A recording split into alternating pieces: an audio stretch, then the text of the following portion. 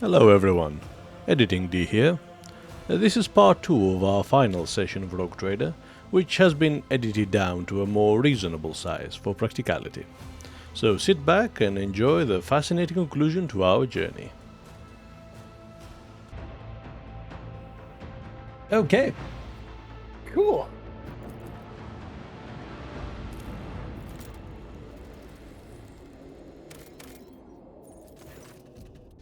A puzzled augur operator reports that an expeditionary shuttle belonging to the von Valancius dynasty was detected on the planet's surface. Furthermore, according to its markings, it is assigned to your vessel.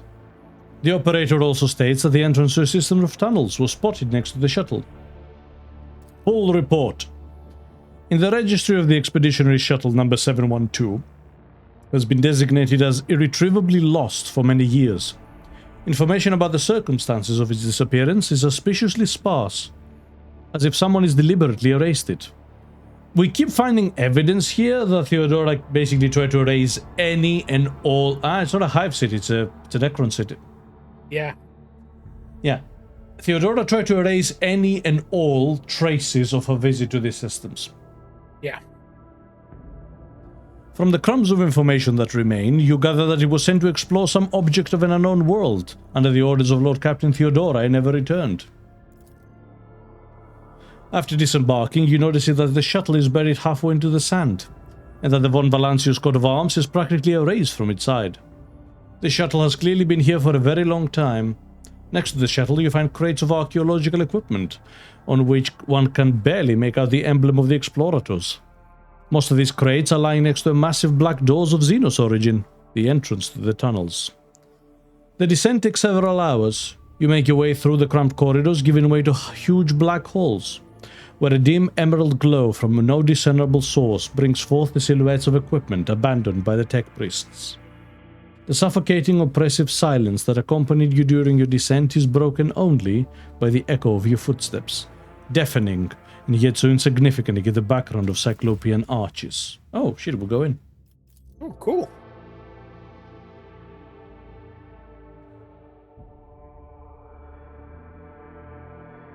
Well, the final level up is at least easy.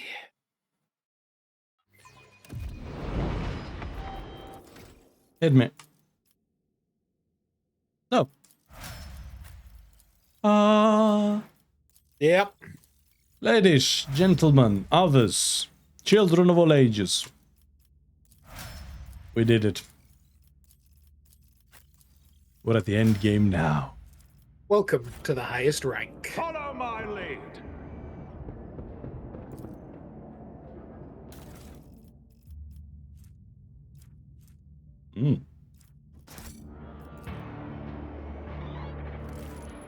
Buried under a thick layer of dust, these crates contain equipment in prime condition. It is as though, even in the face of death, the tech priests would not dare offend the machine spirits by handling the equipment with anything less than reverence. I won't tolerate weakness. There was a great reaping Oh. here.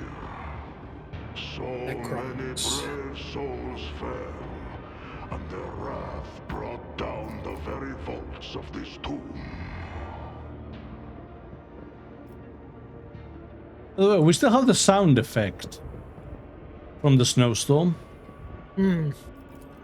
I think there is an issue. Explorator is blessed with multifunctionality. Bodies of Skitari, whose flesh and armor was disintegrated. My success is an irrefutable certainty. System of pylons used by the Necrons.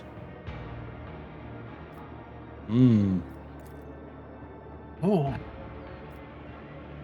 This passage was blocked on purpose.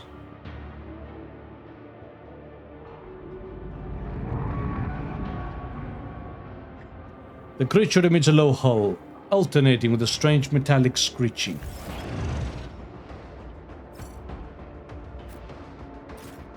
All right. Okay. Winter, Cassia, Abelard, and Ulfa. Ulfa can't move. That's too fine. easy.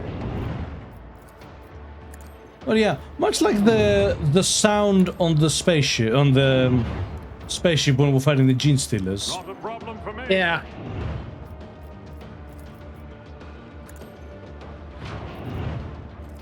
Suits my purposes.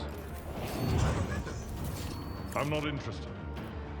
God, he gets his momentum now just from your first Tried and turn. tested tactics are the best ones.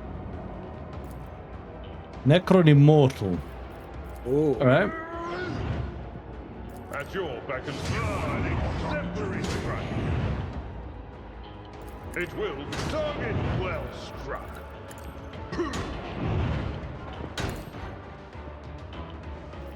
You know, Victory is imminent. not that It will be immortal. done.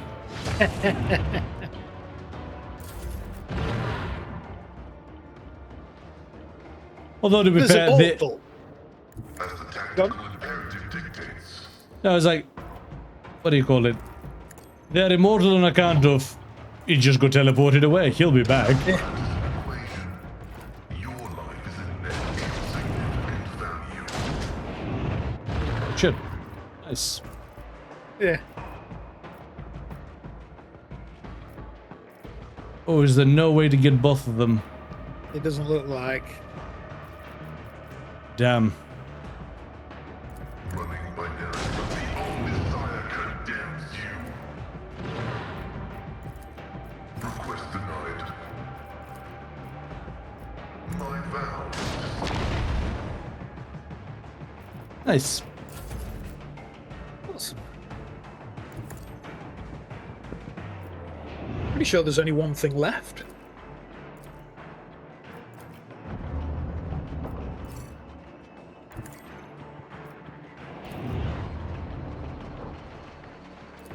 Well, there's a couple of other things here. All right.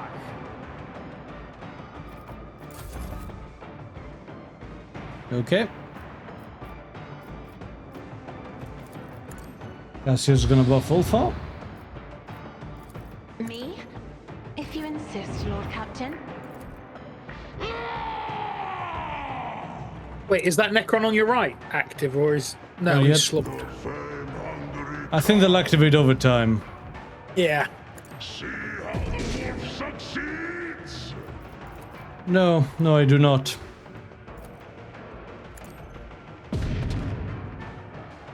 What? Ow. The fuck?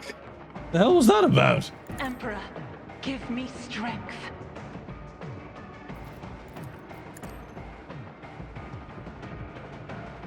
Try to die with grace, at least. Bloody strange that was. Yeah. Time for our return.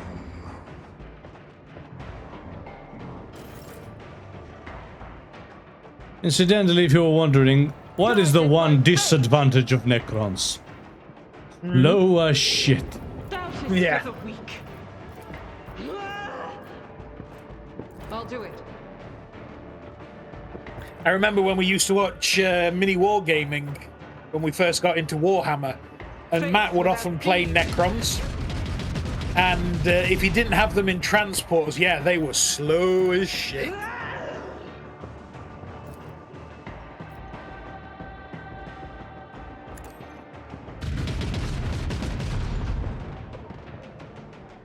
I'll do it. Elevation screws a lot up. Doesn't it? Yeah. Like I say, angles and elevation, this game does not handle well. That's universal.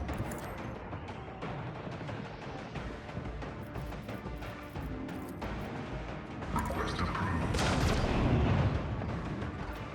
The scriptural function successfully terminated. Running binaric override. Alright. The order is contrary to dogmatic protocols. Now, to move Ulfar up. Yep. Frequency says Ulfar doesn't understand the concept of height difference, and he needs to angle his bolter down towards the enemy. Heresy. it shall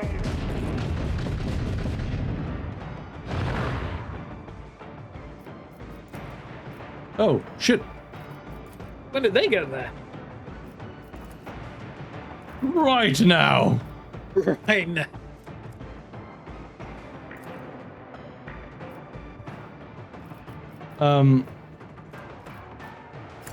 Oh, because he used... Yeah. such tasks. Okay. Become the All-Father's worthy instrument!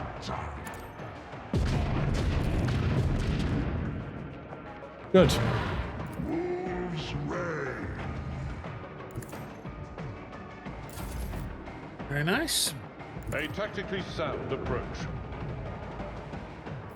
At your beck and call. It will be done. Reduced to dust. One fewer time. Fucking hell.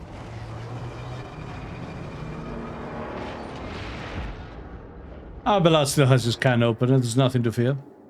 Yeah.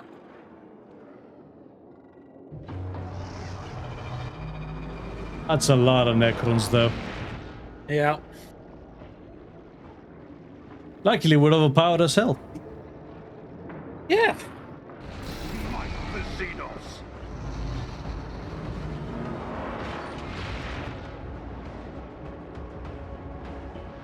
Actually, now I'm curious. What was Abelard's recommended equipment? Oh, crikey, they just keep coming. Oh yeah. But they not have done that all at once. No. One thing at a time.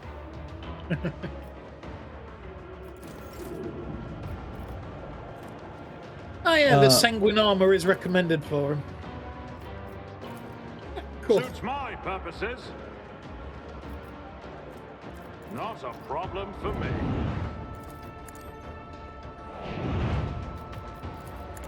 Okay. Let's give Abelard a little buff. Easy. Not my specialty.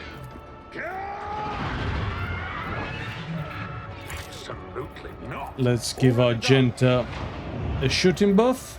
Nothing I can't do. Buff our main man further. Yeah.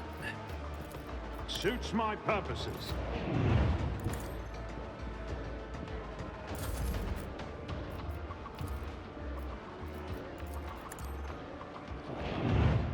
Reduced to dust. Not a problem. Opposing me was your biggest mistake. Uh-huh. Ah. So, can Argenta or Pascal shoot anything from there? Probably. Actually, I don't have time for this. don't have any lines of sight for them. Nothing Oh. I can't do. Indeed. My place is at the fore. At your beck and call. One Ho ho ho. it will be done. It's fine. Oh dear. Yeah, if we ever do a Rogue Trader campaign, you want to play Abelard. I don't think you can. Damn.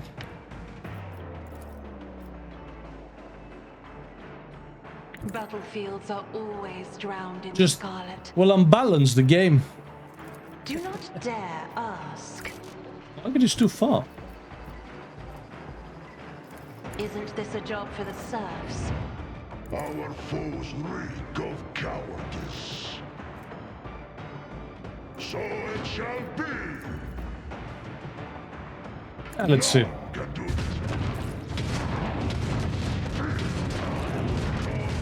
Hey. He actually hit. So Remember that bit from Hot Shots? Yep. Yeah. I have read tomes of military tactics. I'm not accustomed to being ordered around. Infinite.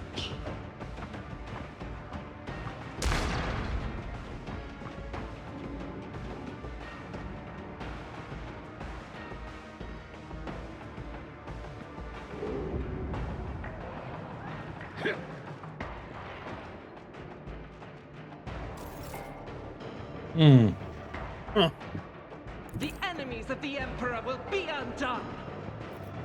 Power resides in the will of the righteous. That one died, and that one died. But the sheer force of her gender going, nope. Doubt is for the weak. As the Emperor commands, I act. I refuse. I'll do it. Strike is a prayer.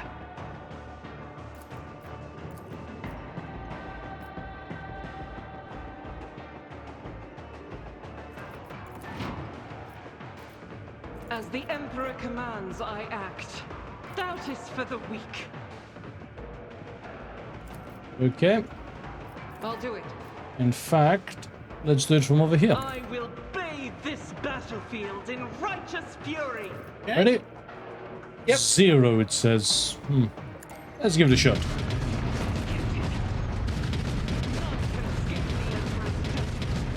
Yeah, not 0.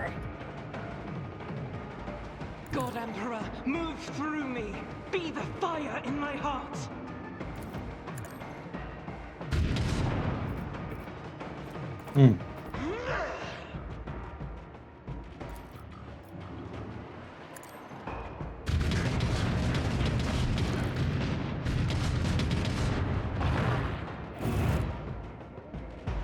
I'll lay claim to the stars. Okay. Very nice. Ooh, what's that? Layman. Huh. Falconry. And the last confession of Magus Thesis Delta Praximus. Run. You will find no grace of the machine god in these faithless halls. Only an unholy hatred that is most ancient than the fading stars of the distant systems. They are asleep, the legions, the innumerable hosts, but their sleep is at its end, and for no one's fault but mine. I have disturbed the slumber of an ancient might, driven only by thirst for extermination. Even death cannot snuff out the cold green flame of its lifeless eyes. I heard the lockstep march of our doom, and silence echoes it, the silence of our assassins, for death has no need of words. Mercy is unknown to the Nephilimex, his wayward and unholy firstborn. We have blown up the bridges and barricaded the entrance in an effort to contain them, but their marching is ever louder, ever closer, ever more inescapable. As I listen to its resonant echo, I offer my last prayer to the Omnisire, trusting in his mercy, for my transgression is great indeed. In my pride, I neglected the universal laws and attempted to harness the language of the ancient machine spirits that had once served the owners of these vaults, and I succeeded. As an infant comprehends the essence of words through images, so did I comprehend the meaning of certain symbols of his firstborn, and out of those I composed 2 of 3 forbidden litanies. My false orders sounded just like the voices of those who commanded the essence of this eternal fortress. I stole their knowledge. More than once in my complacency, I uttered the dead words with my lips of flesh, tarnishing them with the breath of life. I did so to open the sealed halls and bridge the chasms, so that our scouts could cross them, and by the unforgivable blasphemy I condemned us all to death. To atone for what I have done, I have composed the crypto lullaby of the dead words, akin to the one that plunged the Nephilimex into mindless oblivion at the dawn of time. More stolen words! The Xenos altar of machine worship has begun to sink into the spirits of the machines in the fortress, but I know that before it concludes, the awakened wrath will have reached us. As I prepare for our last stand, I leave this confession as a warning to any who dare walk in our footsteps. This is my final testament. Run.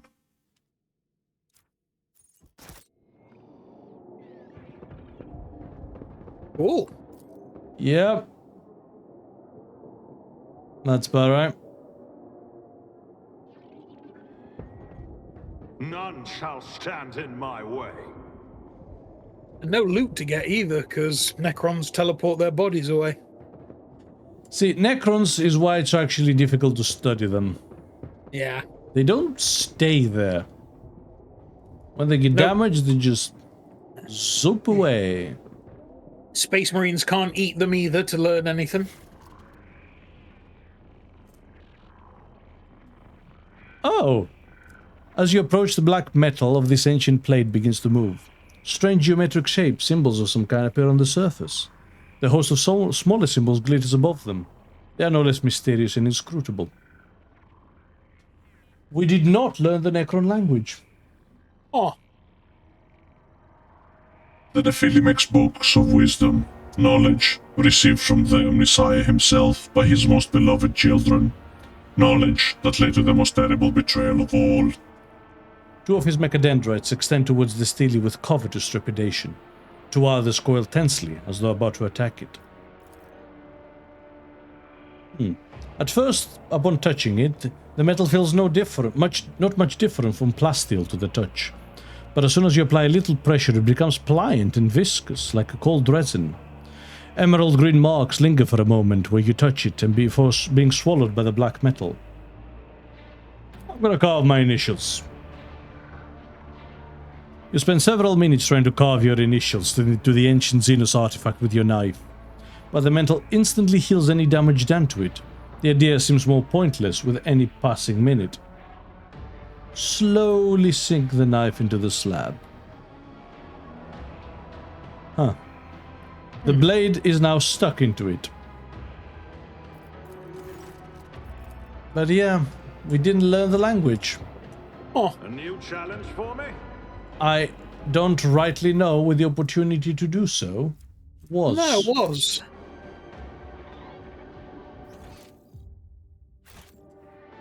Oh, shit.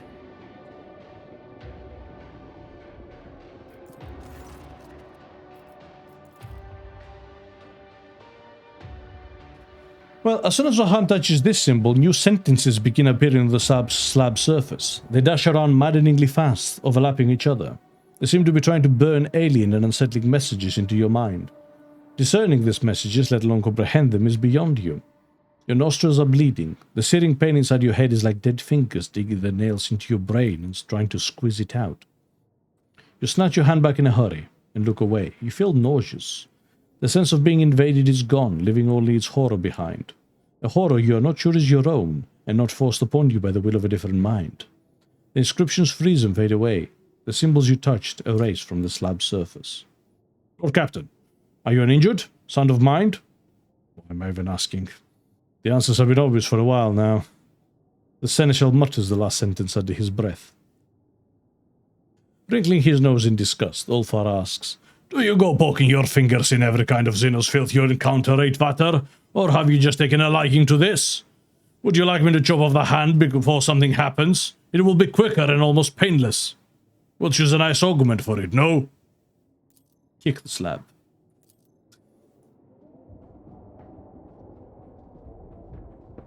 I feel like we missed something. Yeah, but I couldn't tell you where. No. Victory awaits. You want to have a look? Yeah. Because as it RogueTrader, stands... learn Necron language. How to learn the Necron language.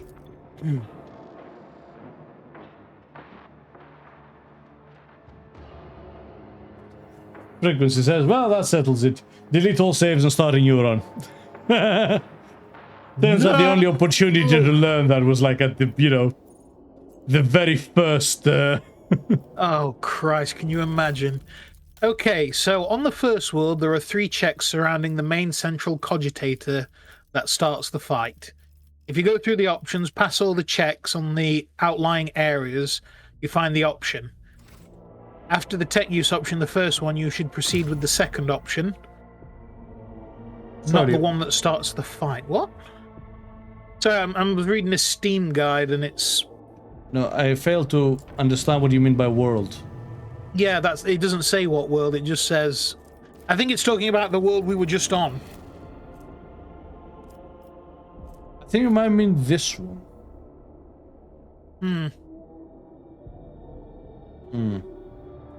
Bear with us, everyone.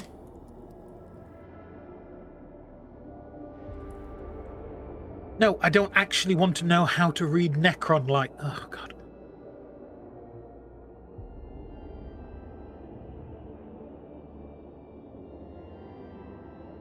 It's in the ice world.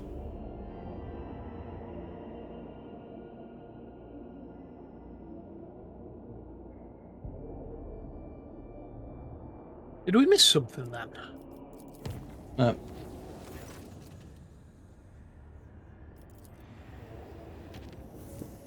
Maybe?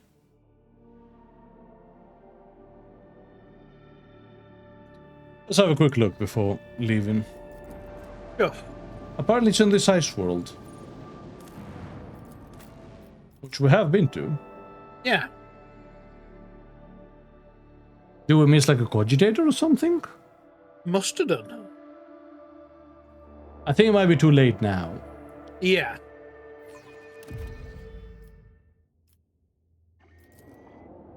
It's about time.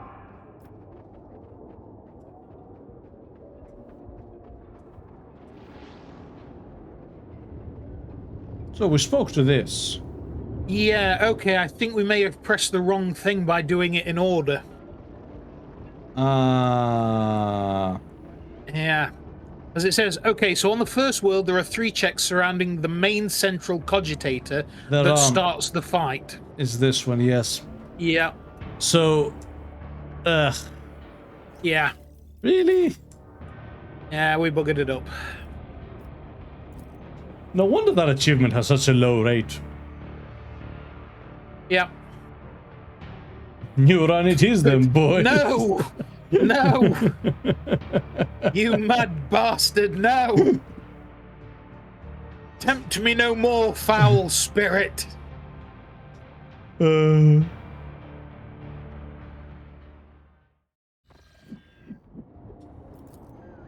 it's kind of like Argentus thing is like, how are you supposed to know? Yeah. Again, I will praise it for weaving things in naturally, but sometimes it can get a bit inscrutable that you are making active choices.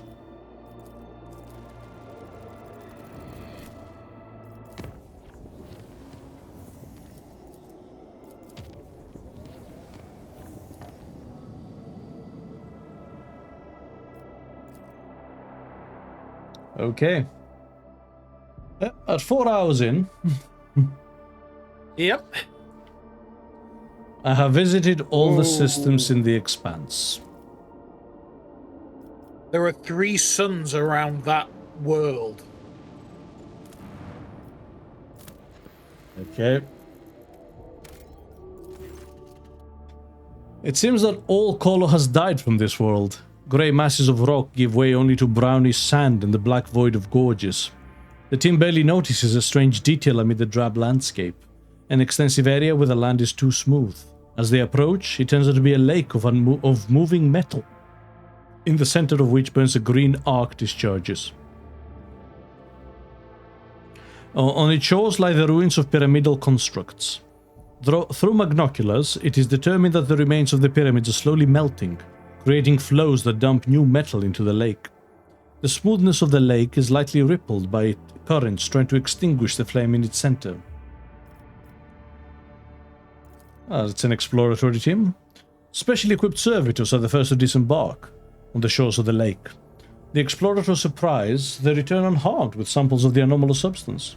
The squad sets out to study the lake and the Xenos constructions. Acolytes of the Adeptus Mechanicus determine that the metal contains the same substance from which the pyramids are made.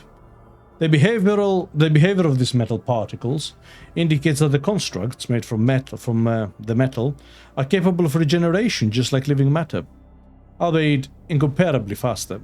However, the pyramids filling the lake, by transmitting the metal through built-in portals, cannot surmount the destructive force of the arc discharges in the lake center. What happened to the pyramids? One of the pyramids lying to the One of the pyramids lining the lake shore is more damaged than the others. Judging by its melted edges and the direction of the break, this damage is the thing that started the fires at the center. Endless flows of metal pour from the portals of every monolith. However, one of the flows is noticeably weaker than the rest. Looking closer, officers notice a small object blocking part of the portal. With the help of servitors, they are successful in removing it and bringing it onto the von Valancius shuttle. Holofield emitter. Try to extinguish the flames? The vessel's cannoneers find the idea of smothering the green flame with the ship's waste rather dubious, but do not dare question the will of the Lord Captain. Their drop cargo dissolves to no effect, barely touching the discharges. Attack the pyramids. The zero structures do not give under the first salvos, and from the portals flows of molten metal begin to fill the damaged parts. The lake slowly shrinks, but the RogueTrader team quickly understands that it will take several days of bombardment to fully destroy this place. Well, there's something wistful about the sight, an unhealing wound on the body of some mysterious technology.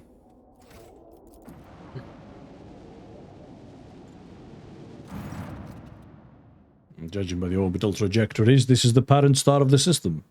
Its lumen reader is right. Back in the day, it used to be huge and angry with a bite to it, not this half-dead firefly. What happened to it? Can't imagine what could have drained a deadly beast like that. The Lumeno reader swears that the rays of this star would have continued withering all life in the system for millions of years more. It was too young to have faded like this. It's like it was gnawed out. Nomos. Oh. It was attacked, suddenly and fiercely. A hungry predator bit into its magnetic field and drank as much of its energy as it could. A Catan, isn't it? Yeah. The predator was starving and would have surely devoured the whole star had it more time. Almost, where did you get this information from? I do not know. But I can read the traces of what was committed here, as if I have seen it happen 100 times. Hang on. Go to his picture. Oh, shit. It had changed. It was more unclear. Yeah.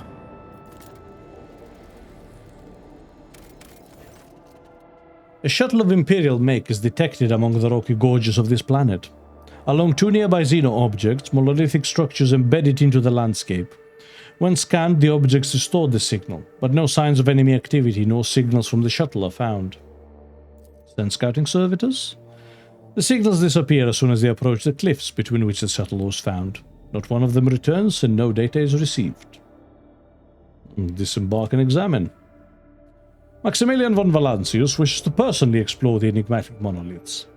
The von Valancius shuttle overcomes the turbulence zone with an alarming rumble, after which the connection to the void ships becomes tenuous. Despite a rough landing on rocky terrain, the flight ends successfully.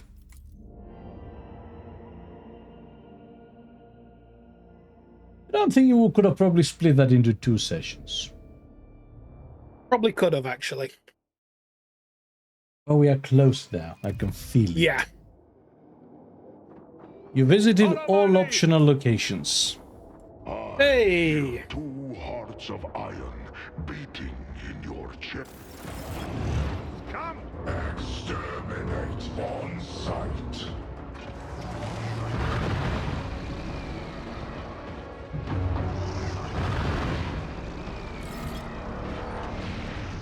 Right. Already done. Nothing I can't do. All too easy.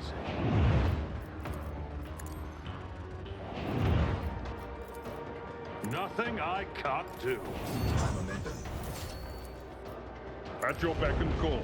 Reduced to dust. Aww. I've seen worse battles than this in my time. Victory is... At your beck and call. Target well struck. I'm just still alive. Right. Faith without deeds is worthless. Okay. As the Emperor commands, I act. I'll do it.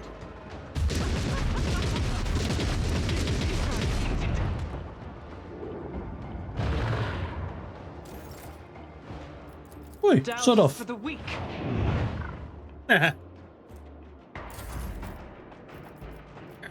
So, Not a problem for me. oh, wrong ability. My purposes. I took care of this one. Okay. Already done. Alpha, go say hi to that Necron.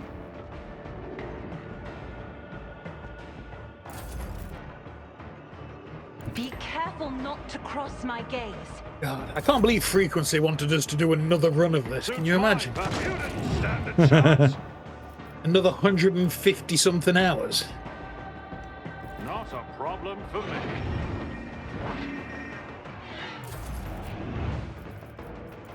Yeah, that is a bit much even for me. Not a surgeon. Yeah. I'm afraid not. Ah, Isn't this a job for the serfs? That is foolishness. I just realized what I have to do. Destroy the obelisks? Yep. Yeah, there it is.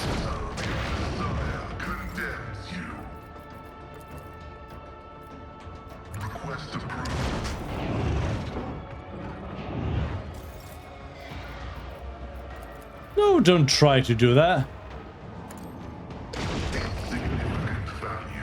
Sort of.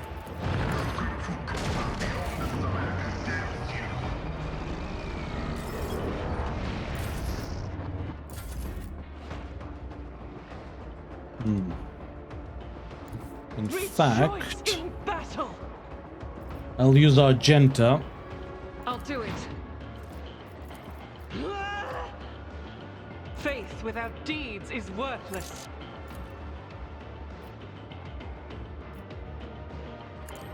To clear the area a little bit. Escape their fate.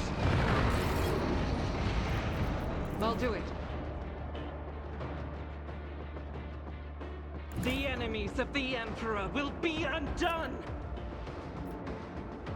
As the Emperor commands, I act.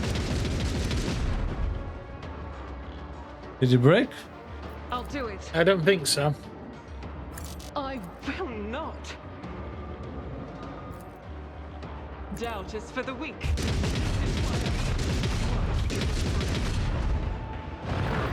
I'll do it. Okay.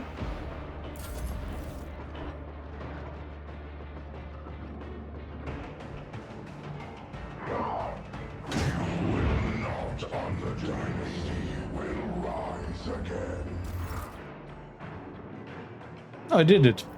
Oh, you did do it. Okay. It will be done. Grey hair forever. Reduce the dust.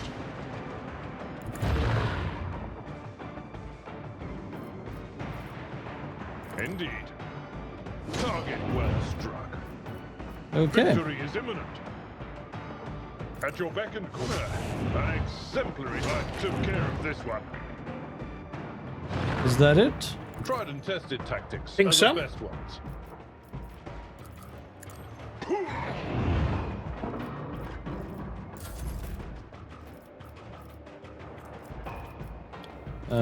Four. I think he was doing more with the axe, you know. I think he was. We need to swap him from it. Oh! Slipped.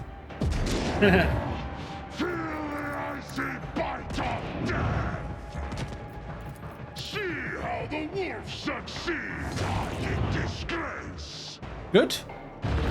Good. Ooh, They shall weep.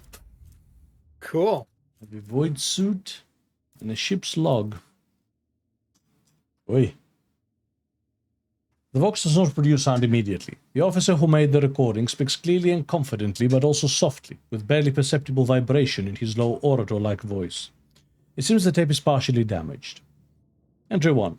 We landed successfully, but were unable to report to Her Ladyship. The communication channel has been filled with interference. The navigation system has been affected as well, so we will not be able to take off anytime soon, let alone return to the ship. Sergeant Demani is looking for the source of the interference. The only thing left to do is keep a log.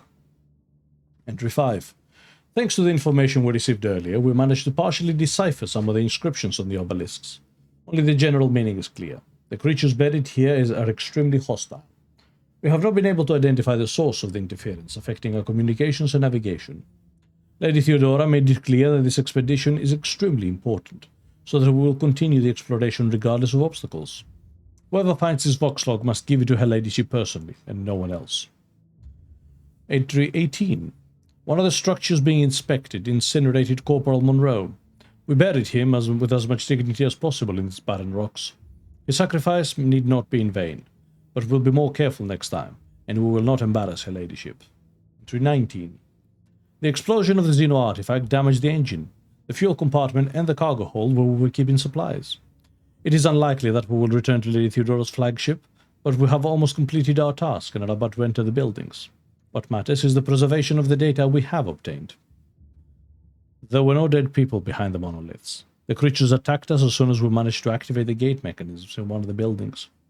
The weapons destroy flesh and plasteel with equal ease, and their bodies recover from any wounds.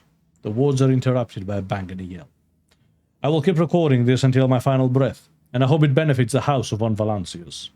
The weapons of the Xenos burn with green fire, and hurl bolts of lightning and energy charges burst from their blades. Damani has fallen to the ground and cannot get up. Her body is breaking. The rocks beneath it are about to crack.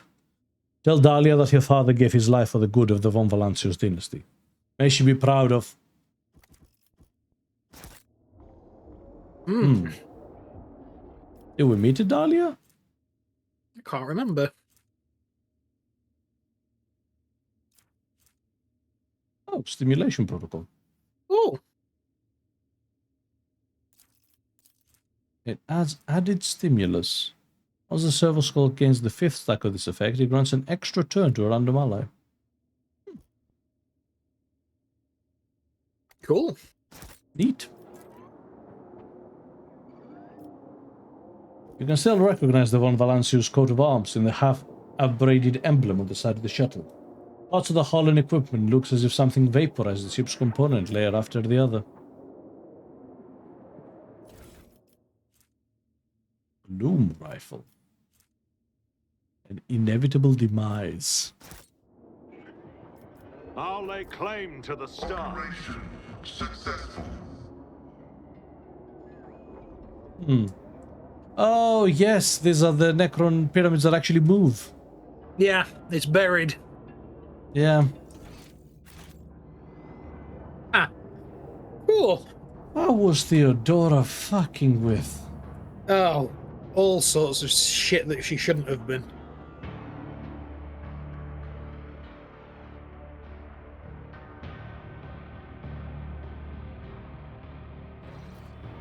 Talking about with Drukhari and Necrons and all sorts of shit. Oh, wow. Ah, no drip. Oh. Out. What? I'm not wrong. Drip is the only thing that matters. Drip is the only thing that matters. Whoa, look at that armor penetration. Oh? There. That rifle. Yeah, but it's a heavy one. Yeah. I think it's a Darklands. Yeah, whatever. We're fine.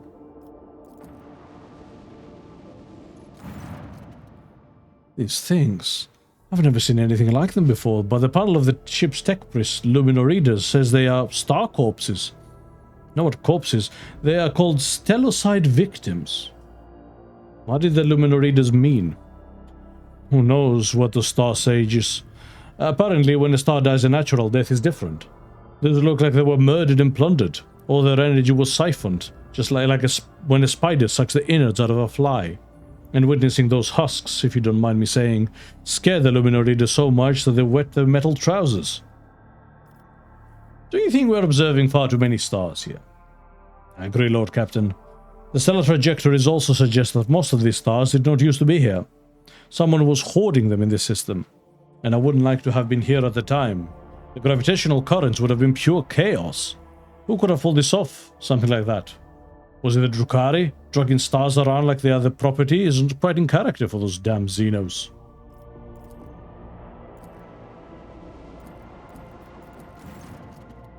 Lord Captain, a Xeno squadron is on an intercept course. It's the same abominations as before. What got them so riled up? I think they are guards. The ships took off from the surface of the planetoid as soon as we bathed it with our eye of our augurs. I'm not an expert on Xenos minds, but I know my void maneuvers, and I can tell you this, they are angry, and they are approaching in a direct and ambiguously aggressive trajectory. All decks, prepare for battle. Orders received. Lord Captain, glory to House von Valancius. When in doubt, save. Well, that isn't ominous at all, is it? Right.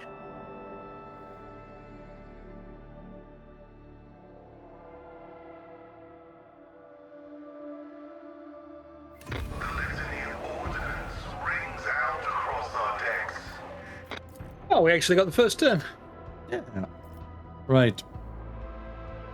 Let's make full use of it. Go nuts.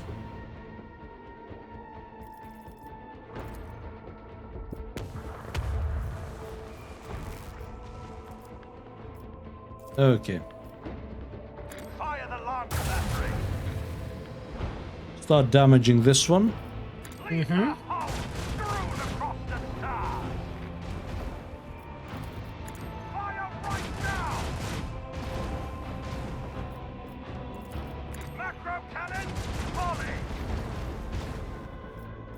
The fire should help with that. Mm-hmm.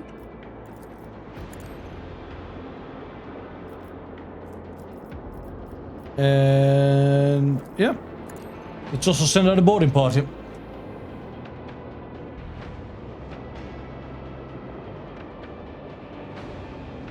Very nice. Okay.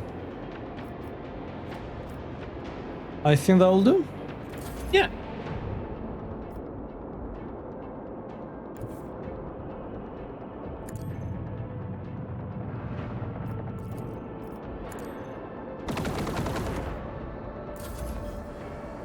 Chip it down a little bit.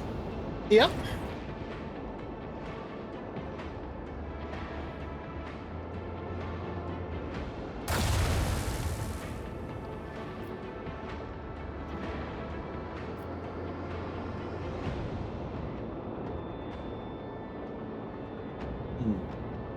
This might survive. Yeah. Stop ignoring me. Don't you know who I am?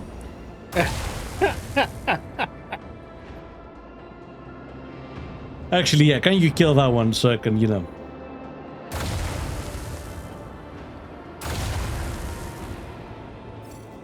stop dealing with it, basically.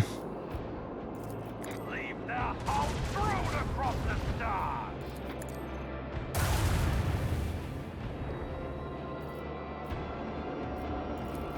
Macro cannon, volley.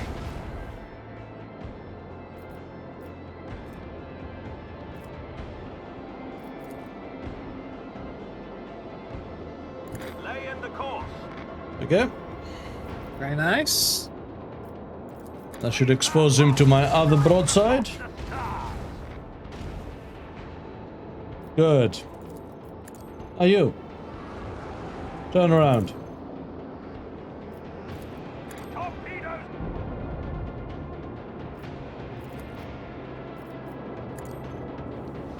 Let's see if we can start doing some damage to that one.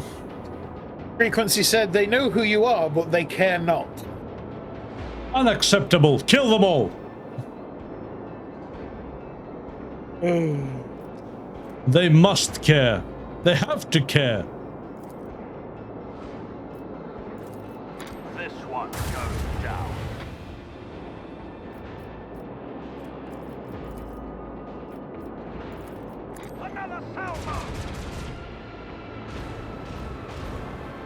Very If they do not nice. care, that means that everything was a lie.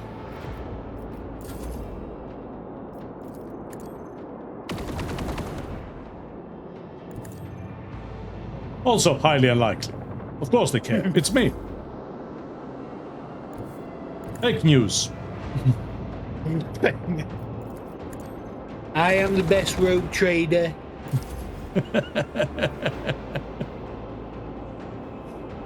I have imposed tariffs on the Coronis Expanse. They're the best tariffs. That made me feel dirty. Frequency says, to care requires a soul. The Catan made snacks of those, so they are all out of care. Fire the last battery. Oh, don't Yeah. worry. I'll make them care. Macro cannon, volley!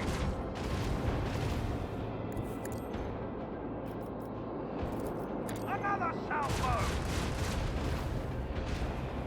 Okay.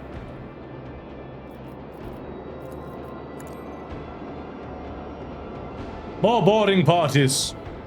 Kill them all. In the name of von Valancius. Annihilate!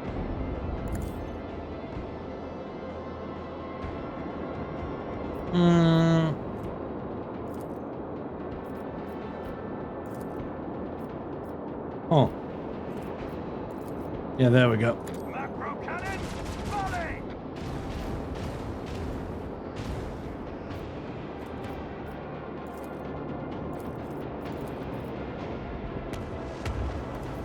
Bleed them! Damn it. Oh. 8. Really?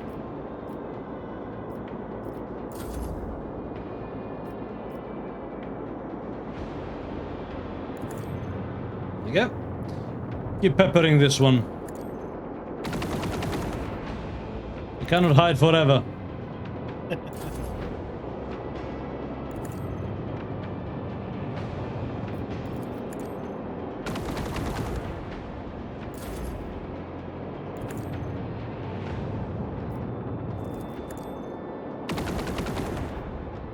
One.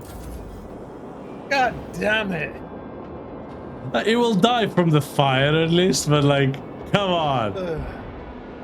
No, no, it didn't. Oh, no, because it regenerated before the fire. Ah.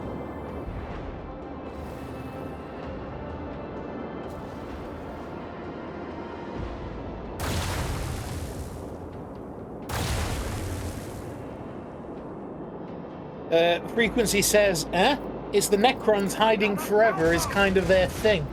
Eh? Leave their hull strewn across the stars! There we go. Hey. Volley!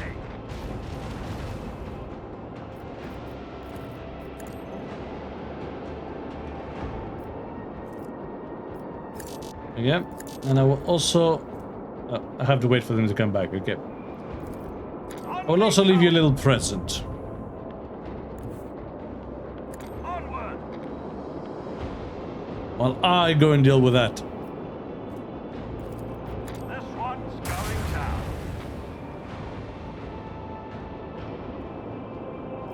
Okay. Fire right now!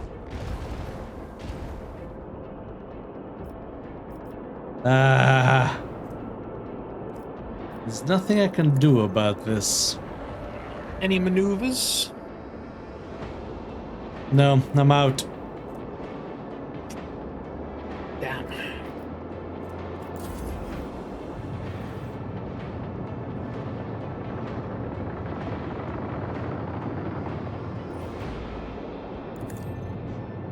Okay, he's dead at least, surely. Yeah.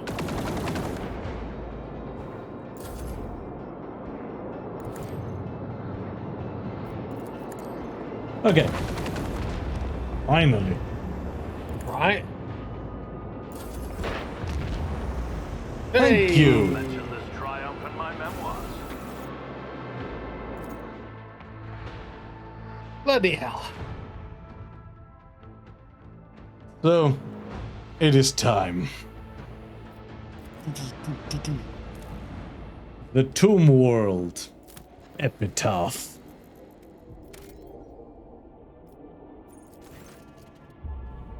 Lord Captain, we've spotted a planetoid with an unidentified xenostructure.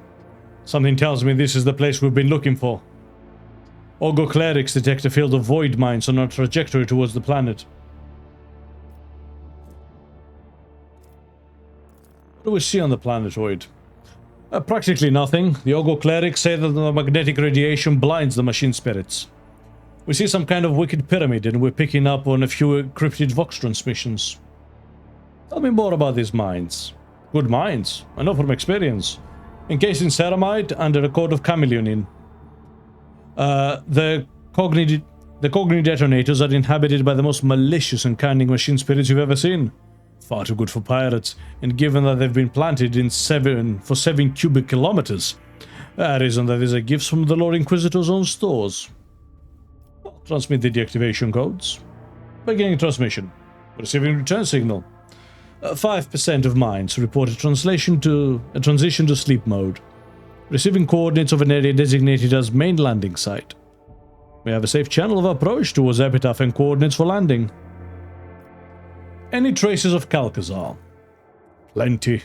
We're picking up the remaining Vox echoes of conversations, standard signals belonging to Ogre observation systems, the gas thermal trails of shuttles preparing to land. You know, Lord Captain, it seems to me that this place is about to fall apart. Ogres detect a multitude of signs pointing to structural damage in the tomb located on the asteroid, and they are very fresh. Alright? Commence preparations for the landing party. I will lead it personally. Are you sure, Lord Captain? I beg your pardon for such audacity, but this old Void Wolf's gut's telling me that the Tomb World is very likely to become ours.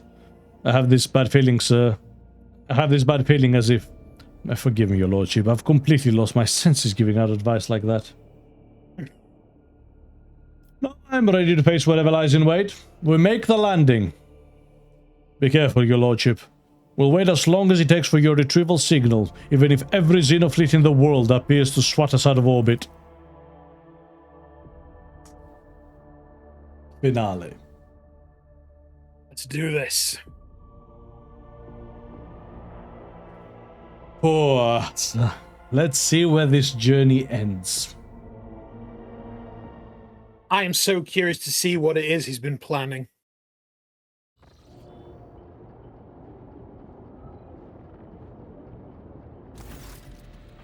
Every person on the bridge freezes in astonishment, watching the remarkable procession approach your throne. Officers and enforcers are glancing at you questioningly, but do not interfere until they are ordered to. Oh boy. Well. We had a shard of a katana on our ship this whole time.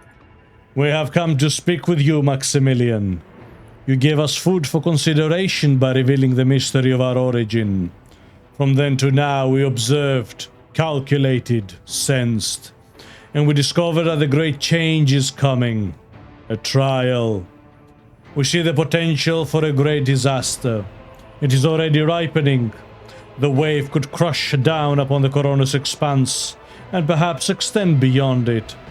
We are headed for suffering and death. You are the one who can prevent the disaster. And we want to help you. We do. Let us help. Nomos are not human, but we have learned to see people as more than shells. We want to save them, protect them. Do you want to just quickly swap to my screen?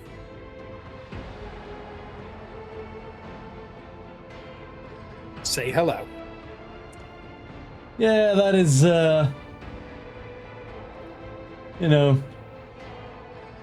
remarkably similar. Yep. Wait, what is this coming threat? Nomos cannot say. Something changed after you helped us remember our birth on Epitaph. We now sense the liberation of something vast, which is actually a mere fraction of something limitless. It is seeping through a breach, its shoulders pushing against the walls of its prison that are about to give. But what it is, we do not know. We must say, it frightens us to think about this unknown something that is breaking free. It is so vast, too vast to measure or explain. But we now know that living souls are the same. They are always larger than the seen, and no capacity can calculate their potential. This makes us believe that we, Nomos, and you, Maximillian, can step beyond the limit of calculations. There we will face the unleashing horror without faltering. What do you wish to do? Wait until the unknown threat appears before you, then face it. We do not know where or when it will happen. We do not know what we will face. But we know that we want to be there with you. There is something we require to do. Nomos are tethered to the shell of the ship. We can only follow you outside by using servitors as our shell. But they are lacking. Only a modicum of us can ever enter such a primitive vessel, and our power is likewise limited. We need a vessel, a body, but very few things can house us. That is why we have come to ask you. Magus Asclepios has offered his shell to us. It might do. Indeed I have. I cannot think of a prouder end to my pilgrimage than the liturgy of synchronization with the Great Spirit. I will become a vessel for the Omnissiah's favored child, to step beyond the confines of wretched living existence and into the halls of the eternal machine song. You would sacrifice yourself, Asclepius? I desire it more than anything. We asked him many times, because we did not want to hurt him. Nomos would not have proposed it if the human was against it. Well, I have heard you and made my decision. We await your word, master of the ship.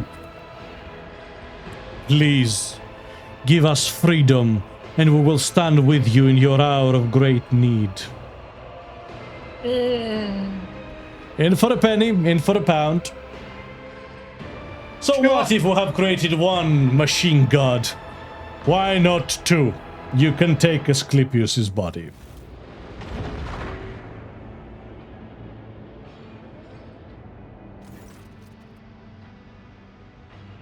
Praise the Omnissiah. I kneel before his favored child and humbly offer the shell as a gift. May it become a temple to the machine and a vessel for its great spirit. How interesting. We feel restricted, but not as much as inside servitors. Some work must be done on the new shell. Then it will be ready for journeys to the outside. We will leave you for now, Maximillian. But in the hour when you stand before the great trial, we will return and stand with you, side by side.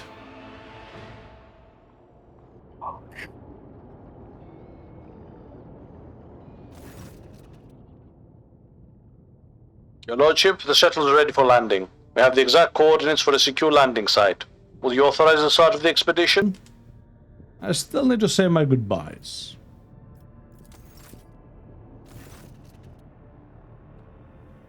Right. Take 5. I'm gonna go to the bathroom. And we can continue. Yeah, back in a sec, guys.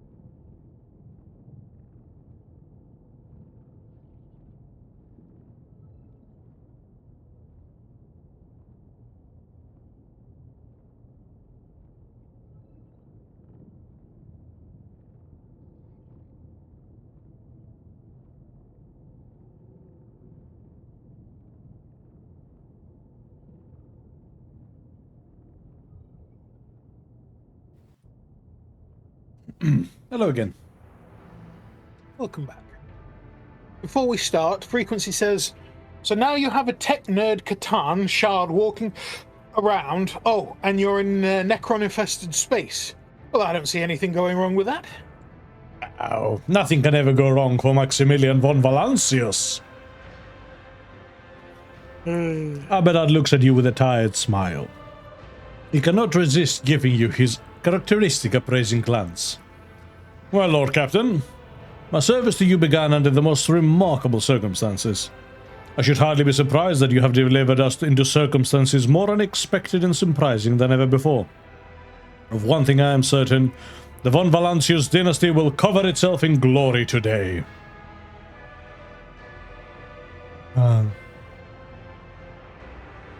Abelard, no matter what happened, you were always by my side. As a Seneschal's place is at the RogueTrader's side. As you have learned, others can betray and abandon you in your darkest hour. If the Lord Captain cannot count on his Seneschal, there is no one he can count on. That is not a fate I wish for you, so I am doing my duty. You have a highly organized mind, so you must have already considered what you're going to do once this campaign of ours comes to an end. Somewhat embarrassed, Abelard tucks his thumbs in his belt. Now that I have your blessing, it is about time I took care of my family. The Viserion clan has gone without its patriarch for too long.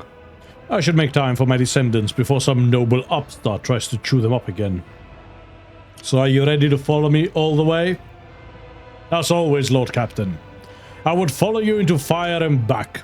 God Emperor be my witness, I have had the honor of serving under 2 RogueTraders and survived 1. So there would be no shame in going down alongside the other, if it comes to that, naturally. Abelard's chuckle sounds slightly sharper than usual. Get ready, Abelard. We have quite an ordeal ahead of us. We have been through worse. The old Seneschal grins cheekily, and for a split second looks younger by a good 100 years.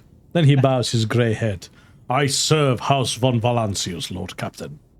What a Chad. What a Chad.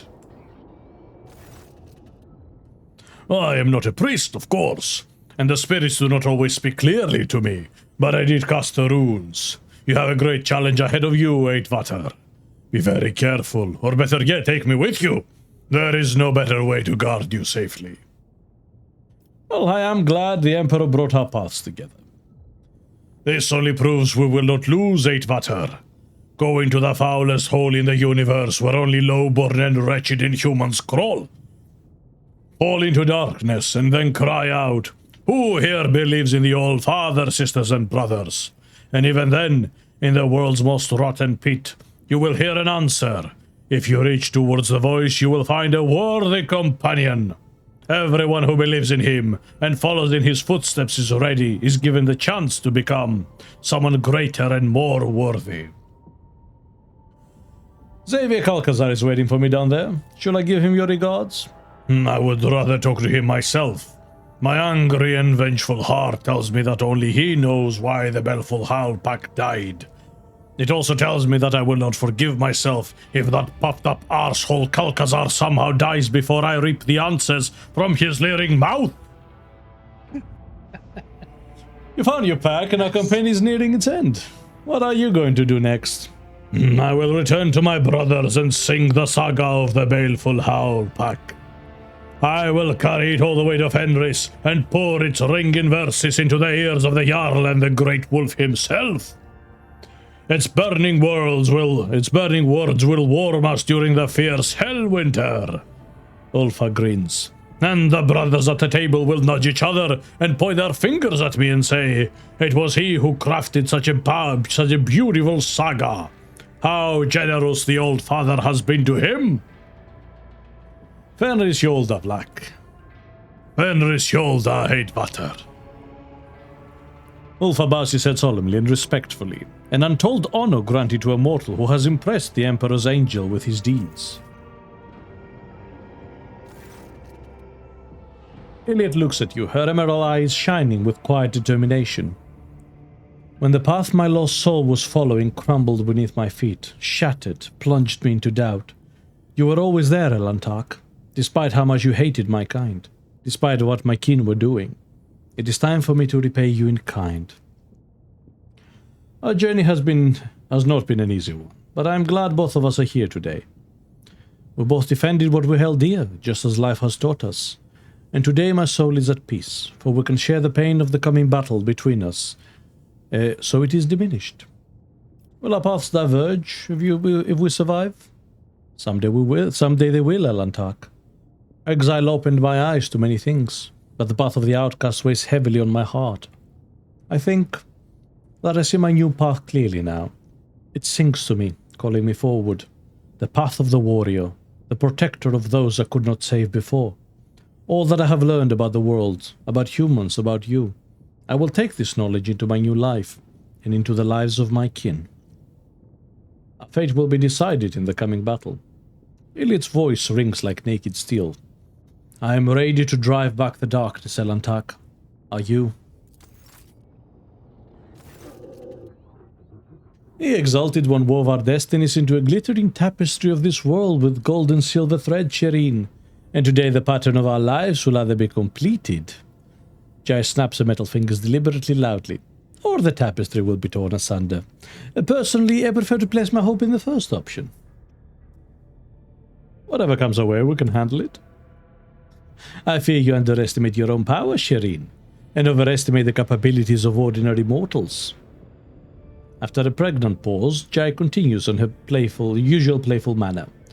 So, what brings you to me, Shireen? Not parting words, I hope, because I despise goodbyes. I feel as though they rob me of my future. You never would hear goodbye after all, but only ever see you again under the same stars. I just wanted to say that I'm glad of your company, especially now. Our alliance is like a miraculous oasis blooming in the fierce desert heat. I'm glad to be your partner and friend and ally in the fight against the enemy. What will you do once this is all over? You mean if it's ever over? And if the Agi don't play their evil tricks on us? I don't know, Shireen. Being drunk on unbridled freedom sounds nice. It's so close. I could reach out and grab it like the tail of a comet, and leave the Kasbalika mission behind. Start doing things on my own without having to rely on your good favor. Limitless possibilities lie ahead. I just have to survive the coming darkness. Get a grip, Jai. We have a hard battle ahead of us. Rest assured, Shireen, when it comes to matters of being in oblivion, Jai Hedari has the coldest mind and the bravest heart. Maharaja is meticulously inspecting his gear, but turns his entire attention to your person when you approach. Maximillian, there you are. You have something very special waiting for you, do you not? A trial that will determine whether you stay on top or become dust under the feet of your enemies. I do hope your blades have been sharpened. The hour of the great battle is near. My weapons are always ready for new victims, Maximillian. Yeah, we can't actually say the other stuff to him because, yeah. Yeah, that's more of a, what will you do when this is all over? Your ship is but a tiny shell in the universe of possibilities that is open to my talents. Though the Riving Tempest has ended, I can find replacement for it. Not in Komora, but in the other dark corners of this sector. Sleeth, Cossairs, Monkey. There are many who long to bend the knee to one who knows the canons of war and the tenets of slaughter. Yeah, that's about right. Yeah. Okay, they do not have anything. And we Cool. never snitched on those guards that joined us in the battle. Of course not, they're ridiculous. Yeah. The RogueTrader does not snitch.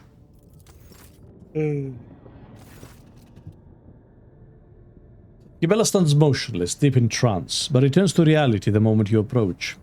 Your every breath and heartbeat has been in anticipation of this moment, Domin Maximillian. Do not hesitate. Step into the darkness and allow your shield and shadow to walk with you. Glad to see you undaunted by the unknown. Okay, I might snitch if there's profit, but the snitch has to be worth it. In response to Frequency's comment. Yes, I just saw. The Undying One has given us a great gift. A path of thorns, a fate of trials. What is it if not a sign of his favor? We will either offer our victory to him, or find his embrace. Have you thought about what happens after, if we survive? A shadow is inseparable from his masterdom in Maximillian.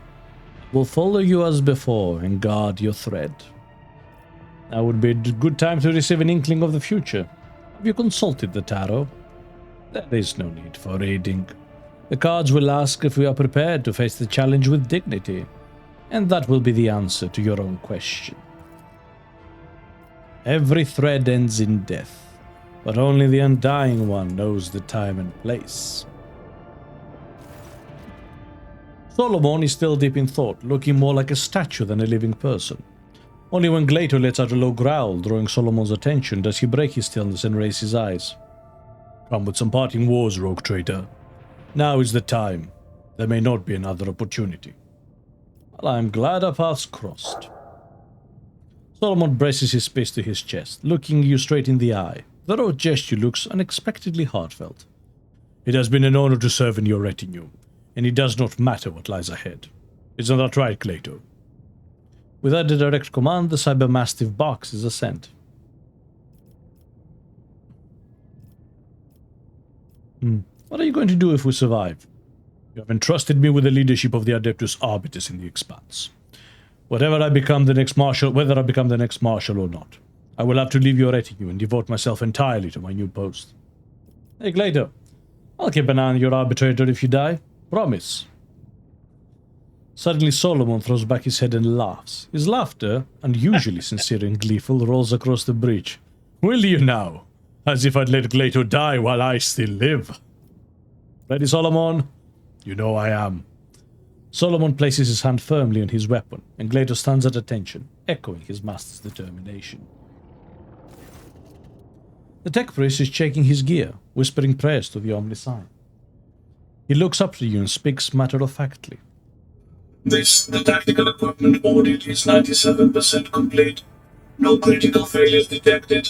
The Omniscient shows favor. You don't seem to be worried about the coming landing. The Vox makes a rustling sound that sounds like a chuckle. A mission of reconnaissance is a blessed and desirable one for an explorator. The data soul of the one who explores, analyzes, and charts overflows with the joy of servitude. Pascal lowers his eyes. I would be honored to disembark. You took good care of my ship and equipment. The dynasty will not forget it. Where the iron flowers of the Omniscient bloom, there must also be his passionate gardeners. Thank you for honoring this unit by letting it serve the formidable spirit of the von Valancius dynasty's flagship and your lordship. When the campaign comes to an end, will you stay on duty or return to your fellow tech priests? It has been joy to serve under such a distinguished person, but duty calls the Almanat Collective to a different mission.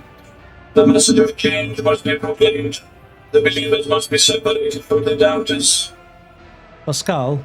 No. Amarnat looks at you curiously. The experience of our comradeship has taught this unit much. The trials and battles we have gone through have produced trust, sincerity, mutual understanding.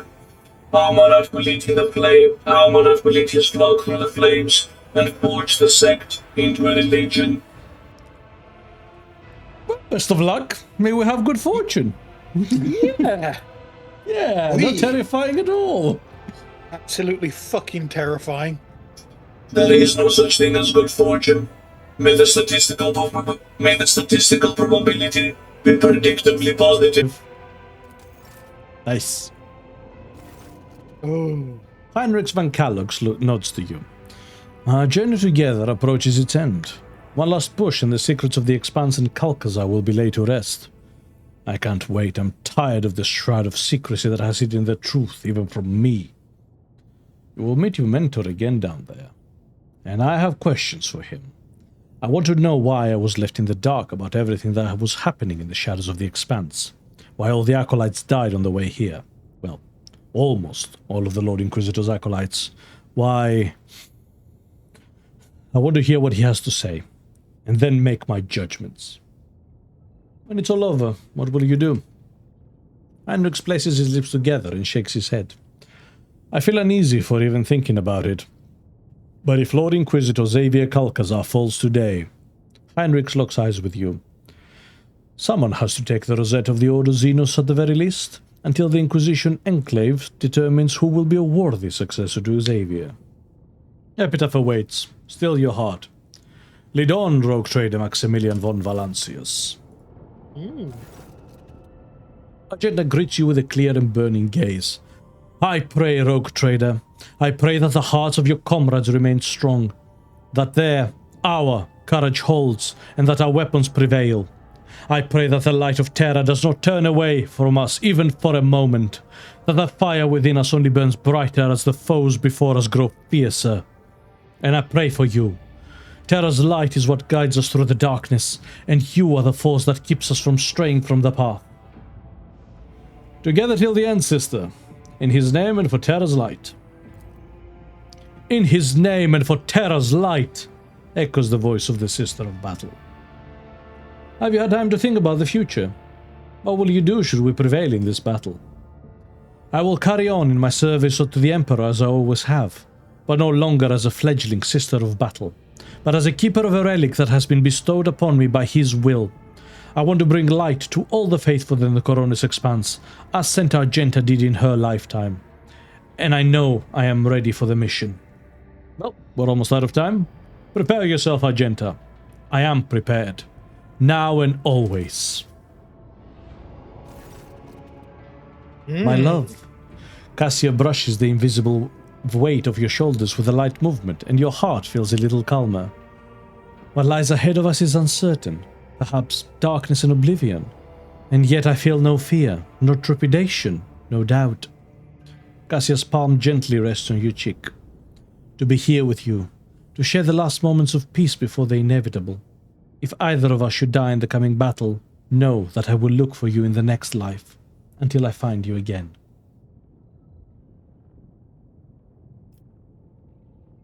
Sure, I would rather not wait several lives. Let us find our blessing in this one. Cassia shakes her head, laughing softly. It would be wonderful, my love. But will the stars let us? Well, this is probably not the future you dreamt of, but if all this ends in victory, what do you intend to do next?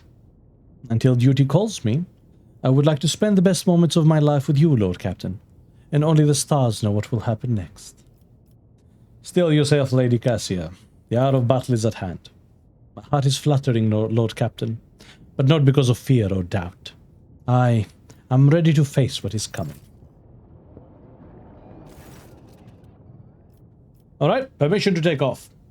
We are headed to Epitaph. Acknowledged. Glory to the von Valancius dynasty. Be safe, Lord Captain. Yep. Final squad. I wish I could have brought Heinrichs for this one. Yeah. He likes my game out something fierce. Right. The final dungeon.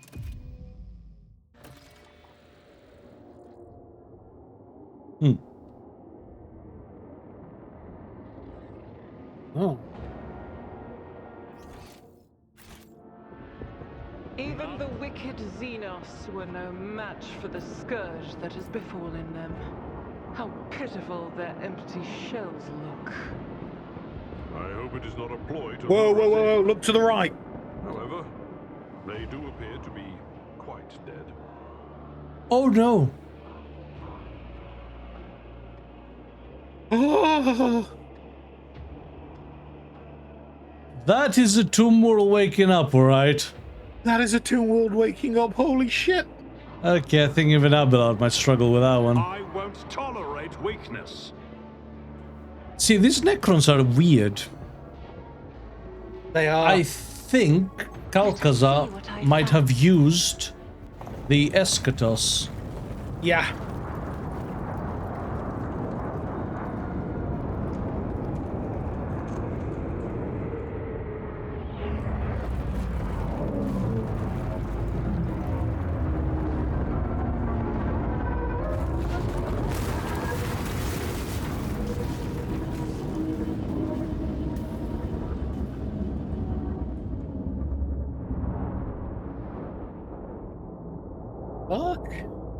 Well... Yeah, I think he's shutting them down. Yeah. But to what end? If he's just shutting them down, that's a good thing. Necron Tech Ooh. Hotshot Lasgun. Yo, what the fuck? Victory awaits! Out of the corner of your eye, inside the glowing green orb mounted in the contraption, you see the reflections of people who are not here.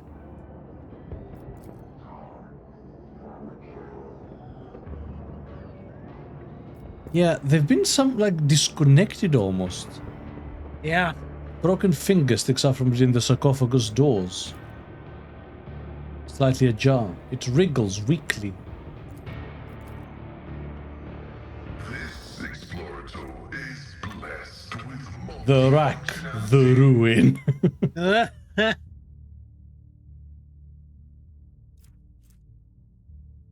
Huh. Okay, that's fun. Ooh.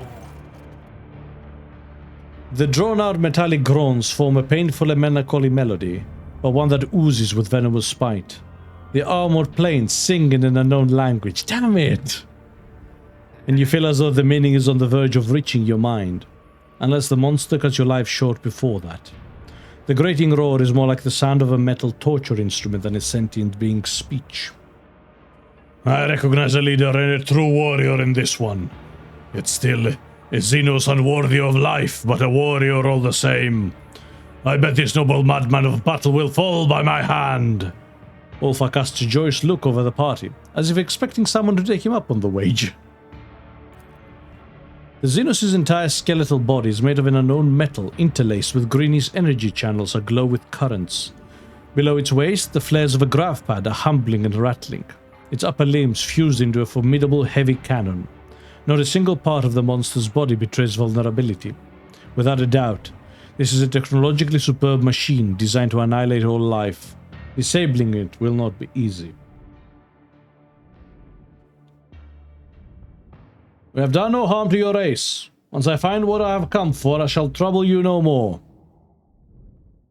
The sound of the vibrating metal plates has both the rhythmic malice of a march and the hollow hum of misery. The lament of an immortal mechanism doomed to eons of wrath and battle, or else an impending demise. The salvo from the monstrous cannon is an infernal orchestral chord that makes the very fabric of space tremble. submit and die. Submit and die. Interesting.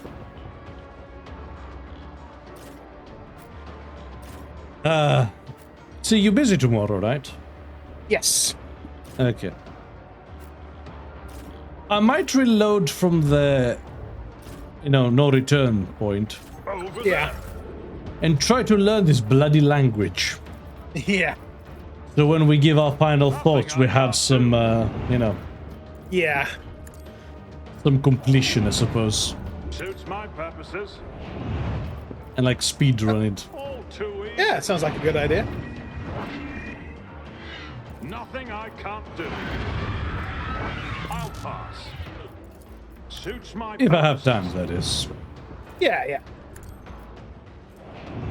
Absolutely not. Not a problem for me. Alright, Abelard. A tactically sound The approach. trick is to get behind it.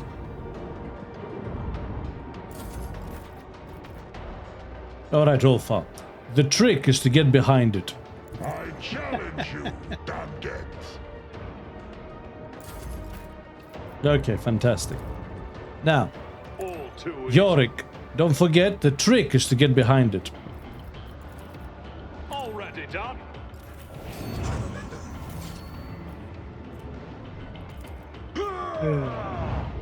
Alright, let's see. It will be done. Grey hair. Honor and duty go hand in hand. Ah, it turned around. Yeah, it counterattacked you. Clever girl. Follow my lead. Still took some damage. Yeah. Indeed. Target well struck. Victory is imminent. I bet I can still kick it half to death. Wolves reign!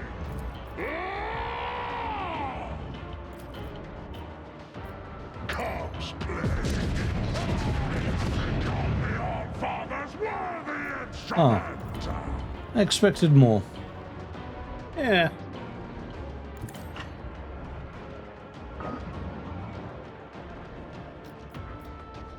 You'll be fine. Feel the icy bite of death! So it shall be. Okay. See how the wolf succeeds. Which opens it up.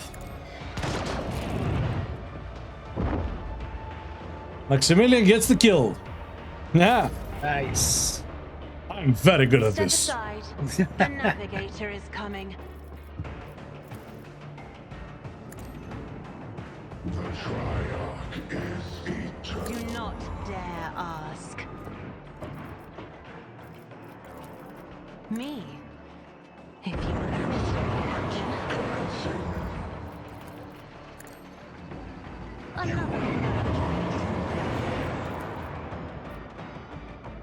Okay. There. Nice. Advancing.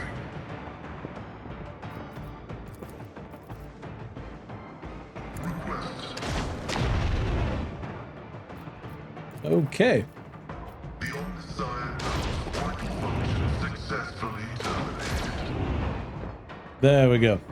Nice.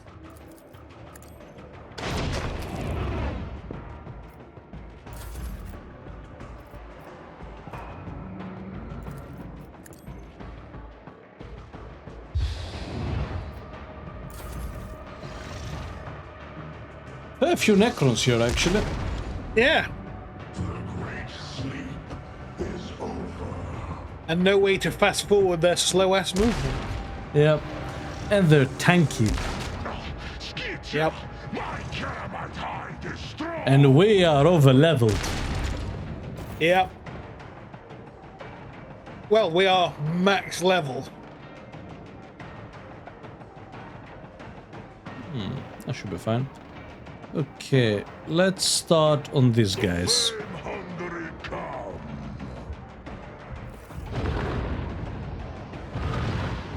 What the? He teleported in. Tell me to refuse. He teleported out, he was here. Ah.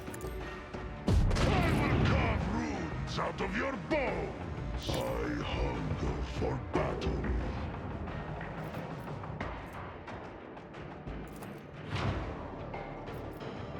Huh. Oh.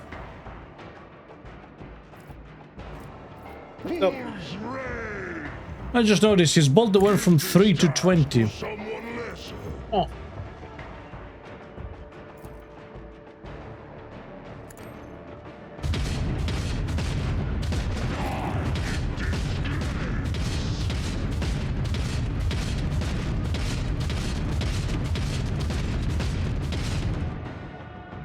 Cubs play.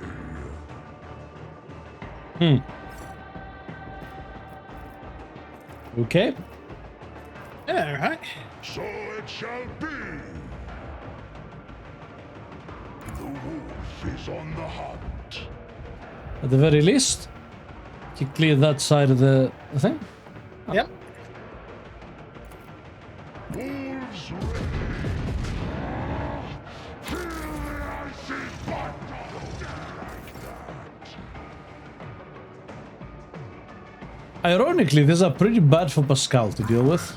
Yeah. Vulnerability analysis successful. Because while he can definitely kill them, he has to waste a second shot to do so. Yeah. Alright. Let's go for this My guy. place is at the fore.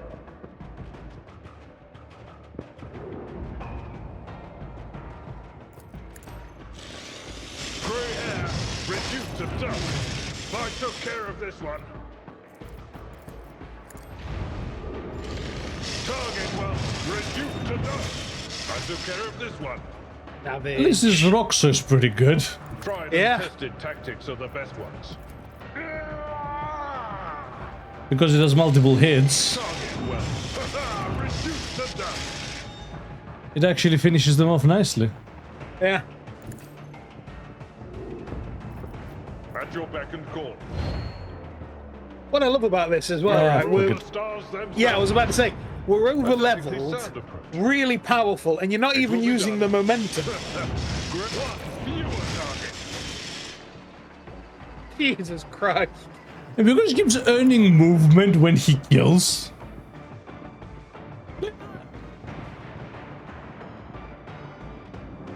We should deal with this. I took care of this one. Metal has failed. Oh, the Psycho Staff. Psycho stuff. Yeah, that's what you just picked up. There was a raven thing. Oh. I don't think so, anyway. Anyway, so anything good around here? Surface is filled with bubbles.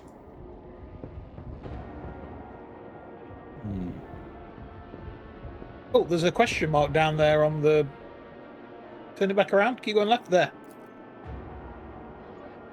You warriors who have risen walk without noticing how the ranks have thinned.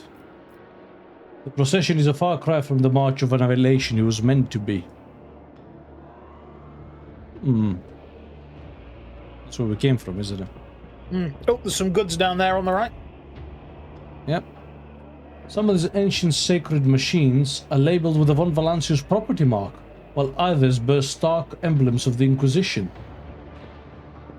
Yeah. Dynasty Notebook. Tiny notebook is adorned with a coat of arms of House von Valancius. Pages are made from real paper, carry a pleasant scent of perfume, and are covered in rulous straight lines of text. The meaning is locked behind an intricate cipher, but you do not need to know the contents to identify the author. You know this perfect calligraphic handwriting all too well. Yeah, so she was fucking about on here for a while.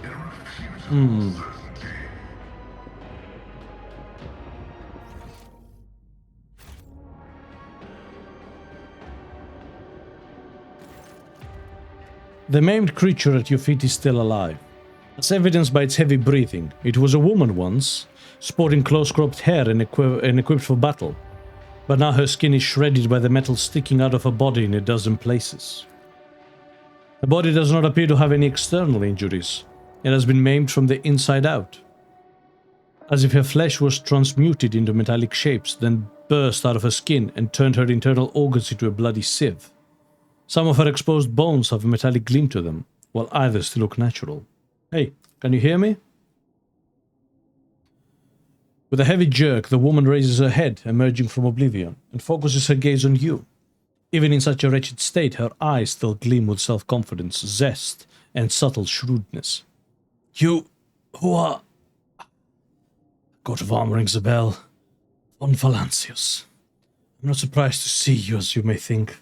I'm not as surprised to see you as you may think. Who are you?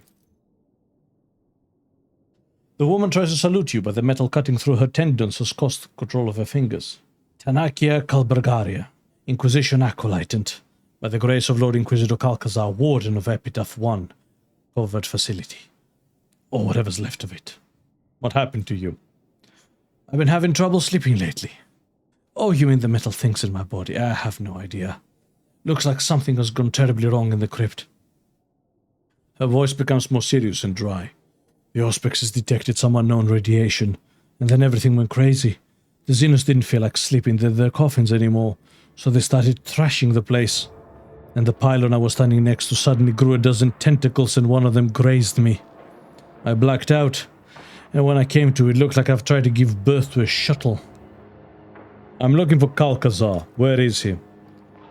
At the facility in the crypt, making preparations for the emergency launch of the operation's final stage. At least I hope so. Or else he's already dead. Now that I think about it, there are enough reasons to assume the latter. What facility? What operation? I guess you're still young if you don't know that in this world, whenever the big boys and girls say the word facility, it always means colossal secret weapon capable of destroying worlds. And that's all you're going to get. You would be very disrespectful of me to spill a secret that so many have given their lives to protect. I see. Have I sated your curiosity? Then I'd like to have my favor returned. There's a pack of Iho in my breast pocket. Give me one and you can keep the rest. I'm feeling very generous today. Good. You're old enough to know what these are for, don't you? Stick one end of the tube between my teeth and light up the other. Just make sure you do it the right way around. Let's be straight with each other. You have nothing to hide now that you're dying. What is going on in this place? Tanaike gives you a long, piercing look, then speaks, sadness audible in her voice. Straight, huh? Let's give it a try. I've taken a shine to you for some reason. One day, Xavier decided to immortalize himself in history in a rather extravagant way. All for the Imperium's sake, of course. But then things didn't go as expected, even though we expected they wouldn't. And now you'd better get far away from here, because whatever happens next, I doubt you're going to like it. Or you can go down there, if you have the guts. Maybe you'll immortalize yourself too. That's what I would do, but I'm insane, so I'm not the best example to follow. So, about that Iho stick. You were saying something about an operation. You're a funny one. The Inquisition's secrets for a tube of Iho. That would be something, wouldn't it? No deal. Ah, fuck it. Enjoy. People say it's bad for your health. Better be careful. Tell me, why does my coat of arms look familiar to you? Oh, I should know. It was on the uniform my agents wore. The ones I sent when Calcazar took interest in her ladyship Theodora's retinue. They didn't wear them for long, though. When I presented Theodora with Calcazar's ultimatum, she purged the retinue of her operatives. I'm fairly certain Theodora would have preferred to have my head as well. But the Lord Inquisitor recalled me here to guard his treasure cave, just in case Theodora decided to return for what she thought was hers, or the Drukhari started causing trouble. How did you people infiltrate the retinue? Feint, deception, a game of double and triple crosses. When they told her they intended to take revenge on Calcazar, she believed them. She was too eager to get back at the Lord Inquisitor for taking her clever Archmagus advisor, Amanat. Do you know Konrad Voigtveer? Not sure if he's still alive. No, Ulfa kicked him to death. But back then he was Theodora's Master of Whispers. In theory, he should have been the one to have my operatives as spies, but instead he thought they were his chance to pull off a brilliant plot to prove to his mummy how great an heir he would become. It's true what he was about. It's true what they say about blondes. Every other one is thick as mince. So that was Conrad's fuck-up that got him disowned. Yes. So what was the ultimatum you gave Theodora? Merely a message saying that her dirty secret was now our dirty secret. She was the first to visit Epitaph, and she found something here. Something too good even for someone of her exalted status. Rogue traders are not allowed to have such toys, and I relayed the most exact coordinates down to the last digit after the decimal point to the Lord Inquisitor. So the Drukhari have come to this world. Why? Ah, the Xenofricks, my favorite partners. They had a crucial role to play in the operation that you mustn't know anything about. Their visits to Epitaph have left me with so many unforgettable moments. We were ordered not to fire on them first, but to split them into atoms if their skinny asses deviated so much as a single degree from their approved flight paths. I swear, it was as if those fools were trying to get shot at with their half-witted provocations. They even had a nickname for me, the Almost Witch. Compliment, I guess. So why does no one from Theodora's retinue remember her visiting the system? I gave you two versions of the truth. The sugar-coated one and the honest one. The sugar-coated version is that once Theodora realized that what she had in her hands, she deemed it a matter of the most utmost secrecy and mind-locked the memories of her members of the crew. We didn't speak to Idira. We didn't? No, shit. The honest version is that she mind-locked the important people and disposed of the rest. Theodora depressurized compartments by entire blocks, casting any unwanted witnesses out into the void. She needed to free up space in her holds for the spoils anyway. Oh, Yeah. wow, that was a harsh 40%. Oh, yeah. Yeah, I've never heard of such technology, but that would be a stretch to assume the Inquisition does have something of the sort at their disposal. That is, unexpected. Did her ladyship not even trust me? Disheartening news, to be sure. Yeah, I have it all backwards. You could have been dumped out in the airlock like so many others. You were already decrepit old curmudgeon back then, after all. Incidentally, I am Maximillan von Valancius, Theodora's heir.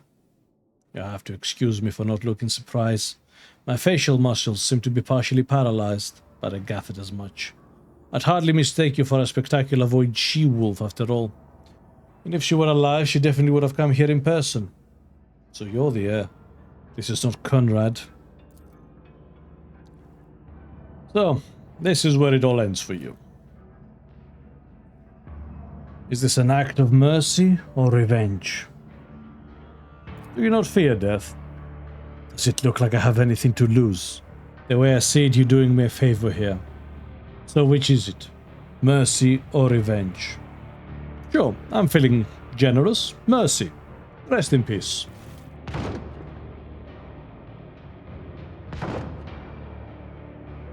An extra shot just... Oh, wow, he's still going. It takes you more than a few strikes to end the life of the already half-dead woman. The metal skull screeches under the pressure but does not break, and her heart keeps pumping blood through her shredded veins. Finally, her agony comes to an end. She had a knife. I'm justified. And this is filled with Theodora's insignias. Successful. Oh. This leads to a tomb for higher status Necrons. Okay. Yeah. Claim to the stars.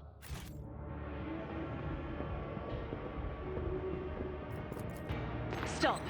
There. There's an elevator leading to the deeper sections of the crypt. Oh, lot of shotgun. Ooh. Yeah, that's not for Ulfar though. No. Yeah, it's fine. I can't be asked to itemize now. No. Yeah, and this is stamped with von Valancius symbols. Yeah.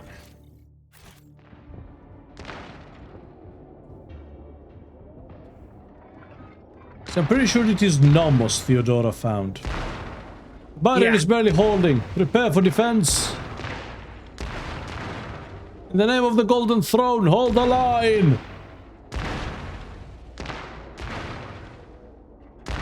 The Xenos Knight lets out a changing, clanging howl, portending imminent death.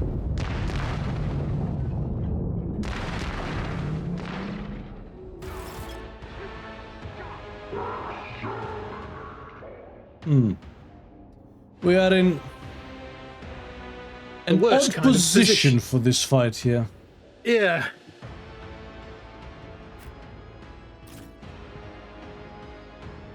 Okay, sure. Civilian can chill here. There's a sniper rifle after all. Yep.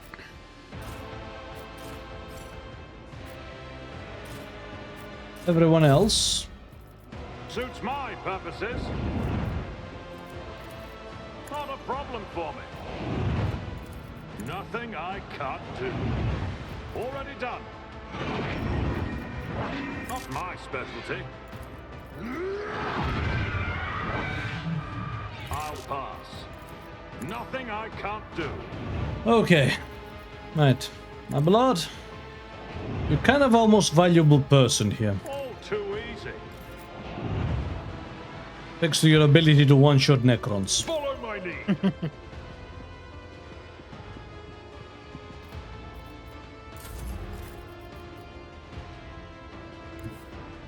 I will bathe this battlefield in righteous fury. Okay. Argent and Pascal Problem for me. can probably make do up there.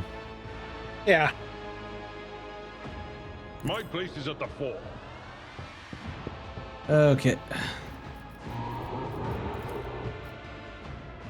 I will do my duty.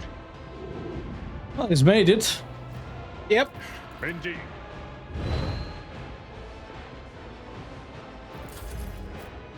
Okay. Let's begin. Already done. There's nowhere to hide. Ah! Got one! Got one! I got one!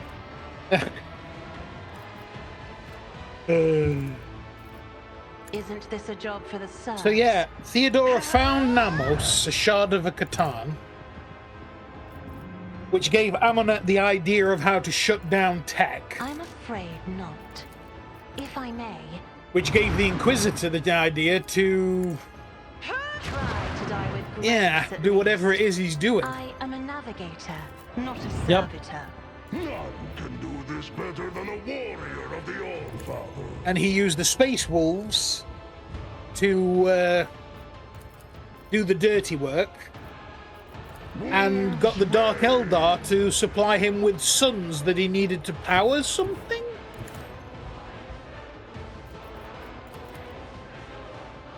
My instincts tell me to refuse. Arms play. That was weird. Anyway.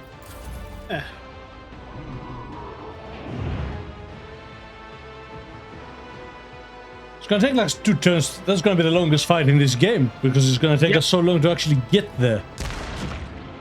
Ooh. Ooh. Ooh. Rude.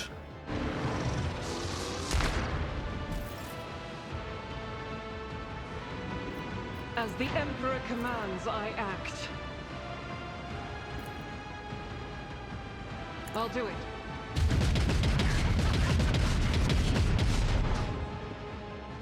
I think they have something that prevents our agenda from doing all that much damage to them, you know. Yeah. Faith without deeds is worthless. I'll do it. As the Emperor commands, I act. Guided by faith. Okay. Yeah. Doubt is for the weak.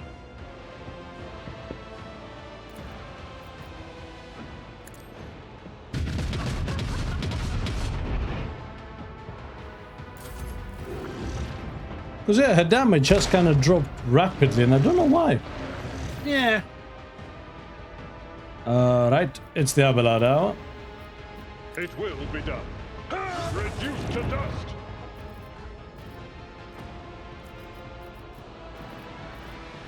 Oh, right, he charged, so he can't. Oh, yeah, good.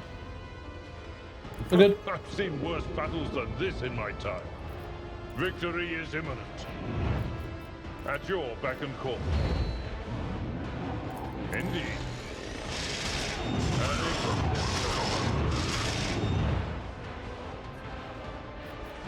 Well, At your beck and call.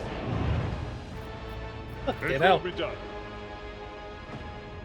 I will do my duty. One fewer target. There it is. he opened him up like a can of tuna. Yep. He does that a lot. Indeed. Fucking hell. The dynasty will rise again. I mean, after taking down a lot of change, what else can be done? Was there any ever doubt? Challenge you, damn get. There we are. Wolves reign. So shall is thunder. My strike is ruin. I will carve runes out of your bones.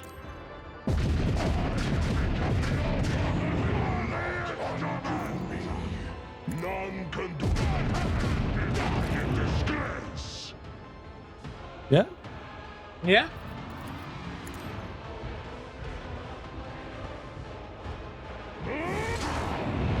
Feel the icy bite of carve Good. Very good. With a bit of luck.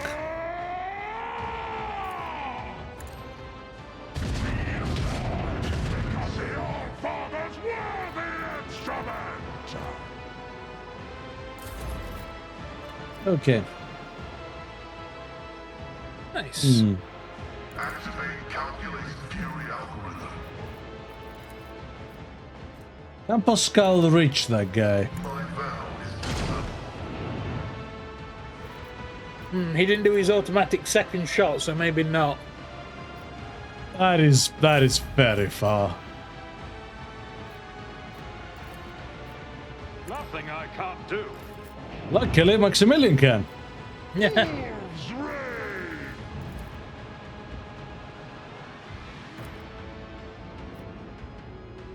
Cubs play.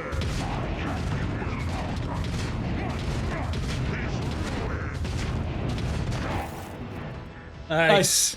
The colossal warrior's formidable underframe can no longer bear his weight. With armor plates clanging, his great bulk slumps. A deep sound of rage and tragic despair is born in his chest. You notice the convulsions in the Xenos' limbs. The light is flickering in his eyes. Perhaps something went wrong during this monster's awakening from stasis, damaging his engrams and plunging him into madness. What are you? The Xenos' limbs shiver at the sound of your voice. He emits a deep hum full of dour pride. You are unable to decipher it, but you can sense his disdainful rage and stern resolve to kill you.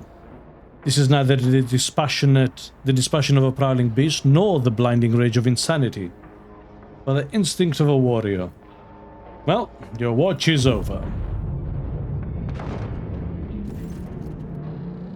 The Xenos dies with a piercing howl of wrath.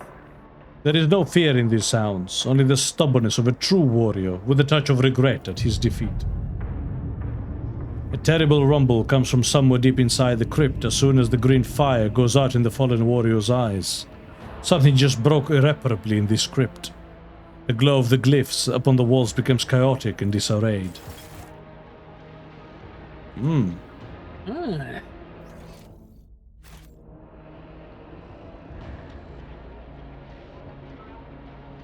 Deactivate the shield. The Lord Inquisitor is expecting the Rogue Trader below. Really? Oh.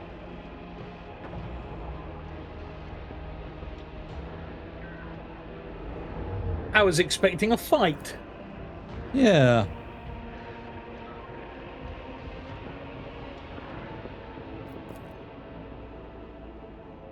Bulky device whose machine spirit... What the hell? Is continuously weaving a protective force field. This must be what is holding the Xenos at bay, but looking at its unsteady flickering, one cannot help but wonder how long this barrier will last.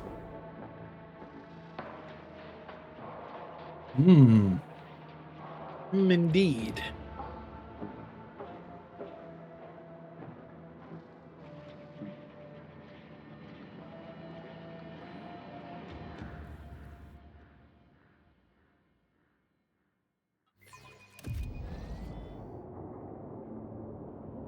Oh, that is a Catan vault. Yep, yep.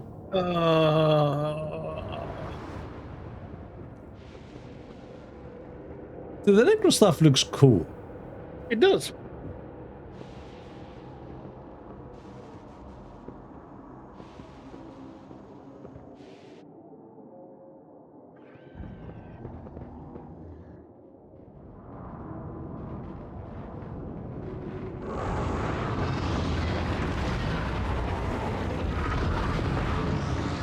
The hell?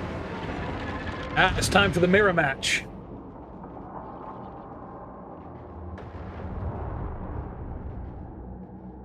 Huh. Reality bubbles before you and bursts with an agonizing shriek. A few silhouettes now stand in your way. 3 of them seem to have your face, and yet the differences are striking. Each has been marked by other accomplishments and different experiences, making you feel like the protagonist of a tale about a pair of twins separated at birth. Emperor, bestow strength upon me to smite yet another obstacle as I carry out your will. My master, changer of ways. Is this of your making? No, I can feel it is not. You're not playing tricks on me, are you? Sending me prey for a great sacrifice? Is there some ironic lesson? It is what is going on. Should I be looking in a mirror a little less? Or perhaps try to look at myself from the outside? Or is it a hint that I am my own worst enemy? I shall ponder this in my memoir. What the hell? The blatant abuse of the fabric of existence is causing the motes of reality to flare up. You see mirages of the Coronis Expanse in their glow, altered past recognition by the decisions you have made, or could have made in some other world. Who are you? I am Maximillan von Valancius, the Magnificent. And if I know myself, which I most certainly do, you are now pondering what makes you, you. You are now pondering what that makes you. The answer is simple. You are my reflection from a less glorious reality, a product of the malign influence of the treasure that I seek.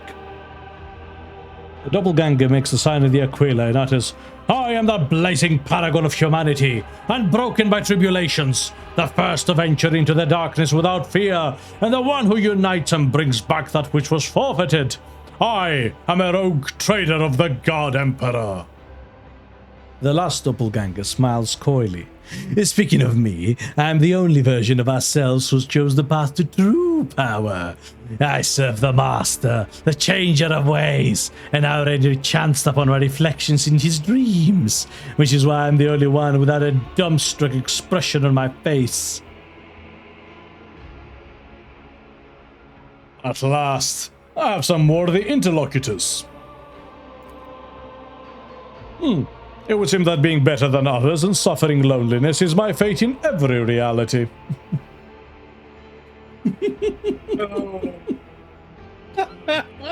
I can imagine Abelard now. Oh god, there's 4 of them. I can't deal with 4 of them. You seem to think you are better than the rest of us, don't you? And yet, I was the only one clever enough to become the master of my own fate. And not be reduced to someone else's plaything, or a slave to dogma. Why do you seek to enter the crypt? I came to claim my treasure. Whatever it is Theodora found, which makes it mine, Xavier will regret trying to steal from my dynasty. The doppelganger smirks. Your doppelganger's slightly accelerated speech, jerky movements, and the sweet twinkle in his eyes suggest that his blood is teeming with euphoric stimulants. And I become very principled and vengeful where my treasure hoard is concerned. He's a tweaker. Yep. What a parody of what a RogueTrader is supposed to be. Quite the epitome of hubris, greed, and brazenness. That is what being a RogueTrader is all about. You simply lack the imagination to grasp it. So one of my versions chose to serve the archenemy? I do not serve. I reign. Yes, Cetra said that one better. You grovel, but I dominate and rise even higher. You notice that your replica is sporting elaborate makeup. Under a layer of powder, the doppelganger's face looks strange, its skin covered in wrinkles. Somehow they remind you of closed eyelids. Idira the Insidious opens her mouth and you see the blackness behind it between her teeth in place of a tongue. 100 otherworldly warped voices speak instead of her voice. The Master requests a sacrifice, a living sacrifice. Toss them into the warp. Their paths will be unraveled and woven into yours. Why did you come to Epitaph? My master, the changer of ways, directed me here and revealed my destiny. This is where I will cut short the life of the Corpse Emperor's champion and claim the great trophy. This is where I am fated to become one with a warp. I wonder what point your soul was tainted by heresy. It happened on the day Conrad Voigtvier wounded me with that cursed blade. From then I started hearing voices. Fortunately, my companion Idira taught me how to avoid going insane, and I began to listen to and heed their wisdom. They revealed secrets to me and whispered the dark rituals. I raided the von Valancius crypt, made a dark offering of Theodora's skull and enslaved her spirit. I learned all her dirty secrets, all her lies. I saw the full picture and realized that only the strongest survive in the Expanse, and that any strength is good enough to survive. In short, you're gone from being RogueTrader to being the piece of crack and shit. This is very interesting, but shut up. Ulfa shifts his gaze to you. I have just realized I have not given your spiritual fortitude the credit it deserves, Eidvater. You have not given me credit for a lot of things so far. Have you achieved much on your profane path? Oh, I have. My empire is no paltry protectorate. It stretches out across Winterscale's realm and the worlds of Chorda. With my brother Kundrad as regent, together we rule many planets. I deceived Ural the Fool and banished him from the Expanse after subverting his cult. I taught the present Drukhari a lesson by sending the Orselio navigators into Komora to cause the most powerful disjunction in history.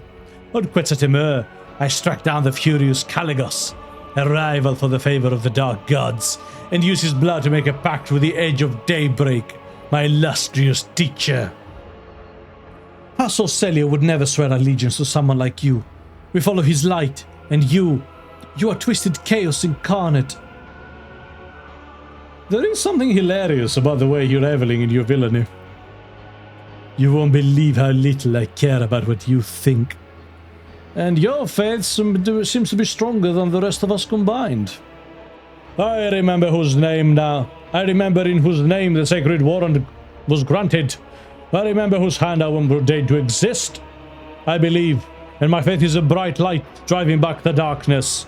But your faith is cold embers. And when I look at you, I feel ashamed of myself. Where did such piety come from? It filled me on the day that Sister Argenta and I executed Theodora for heresy. I saw all her wickedness and depravity and felt unclean, stained by her blood. So I swore to redeem the name of the dynasty. And how many feats of faith have you accomplished? Not yet enough? I struck down Caligos Winterscale, a champion of Khorne in the ruins of Dargonus. I joined forces with the malevolent Incendia Chorda to purge the cult of the Final Dawn when they incited a rebellion and used Footfall to summon a greater demon named the Edge of Daybreak. Footfall, eh? The unclean spirit is now sealed within the station I have proclaimed forsaken forever. Ulfa shifts an approving glance from your double to you, then mutters quietly into his beard. I'll be. Is your Eidvater still? Changing sides would be. No. After the purging of Janus, the Xenos of Krudarak and the Cabal of the Raving Tempest forge a profane alliance against my protectorate. But with the noble Space Wolves, I defeated their combined forces and banished them from the Expanse. That must have been a glorious hunt. But maybe it will come to pass in our world, too.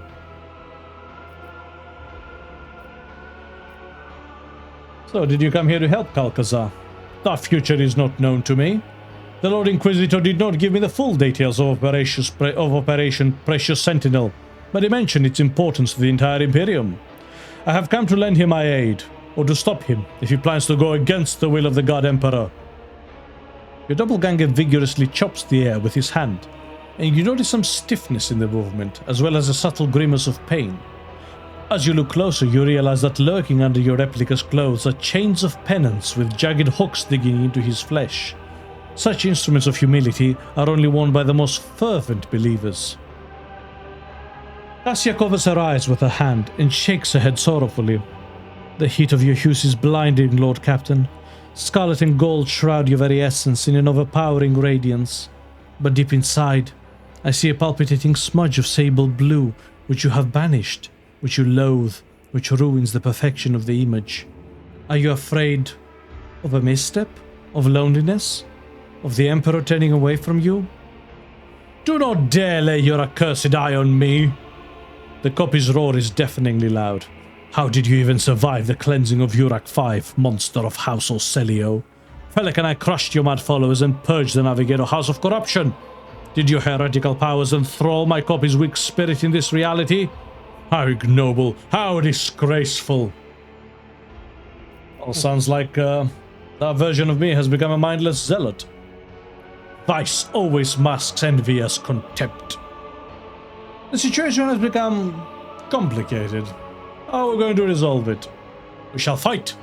I sense your soul's greedy interest in what is hidden in this crypt, and I will not allow you to take possession of this blasphemous thing. But I see we are outnumbered compared to you, doppelganger. I think it would be wise to join forces. Topple you first, and then resolve the conflict between those of us who survived. I concur. We will finish off the one with the biggest threat in you first, and then decide who is worthy of the prize. However, I already know who it's going to be. Huh. Huh. Ooh. Oh, this version. Now I'll show you who is the original, and who the imperfect replicas. Killing yourself is a peculiar form of martyrdom. Martyrdom in the name of profit! I will deliver fury. Okay, that one's pretty accurate, admittedly. Yeah. Yeah.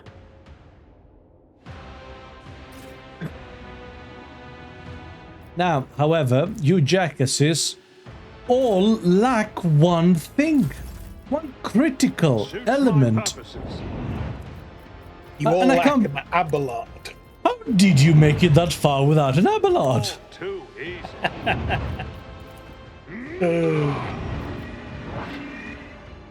Nothing I can't do. That's how you know they're fake. Right? Suits my purposes. Nothing I can't do. Abelard? That asshole is not me. Oh, an exemplary strike. The ashes I will rise. No, you will not. Go down. Reduced to dust. Jesus. A tactically sound approach.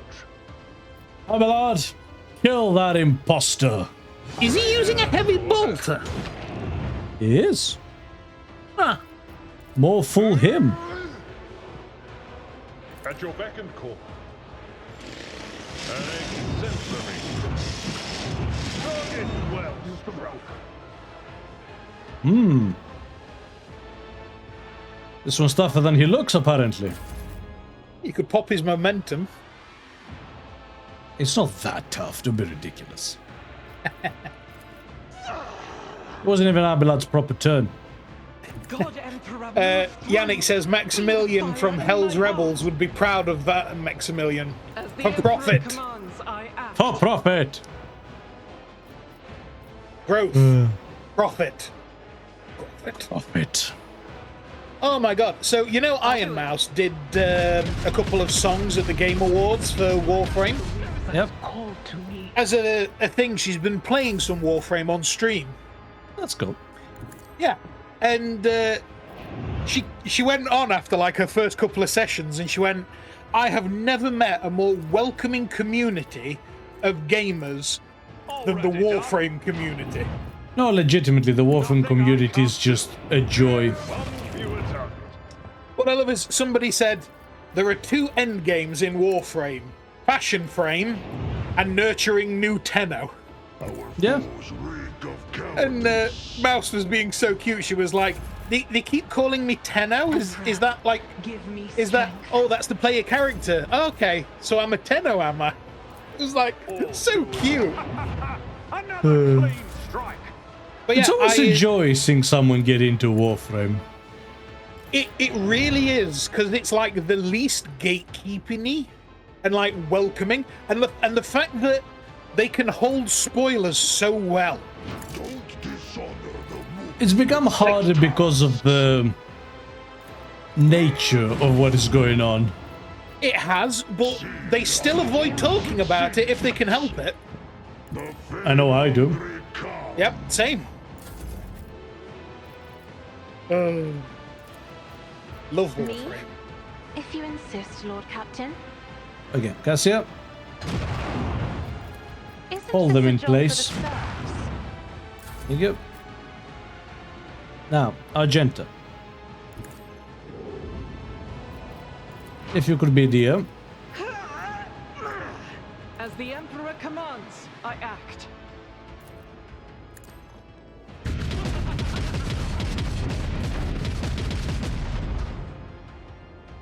Yeah. Magic helmet. The enemy Magic of the Emperor will helmet. be undone.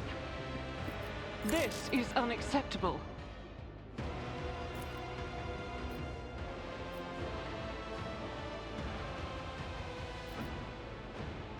Ah, Faith fuck it. without deeds. Strike is a prayer. She's that accurate now. Did I have anything good? Anti-vehicle revolver, auto-striking power sword, panoply of the assassin. Sick. A multi-melter, a life-draining sword, heretical AF, staff of shock and awe, good though. Yeah, this is a KOC AF. Yeah. Then we have Imperial Pride, improved heavy bolter, the 1-star. Oh, Ah, that's what she's wearing, isn't it? it is. But like, that's unique. Yeah. Wait, actually, it's a perfect copy. What the fuck? That's brilliant. To do with a heavy bolter. Oh. Hmm. Cool. Yeah.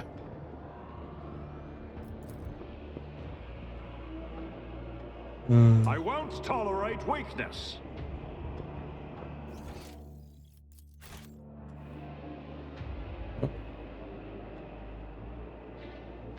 Ah, down here. Height is throwing me off. Yep.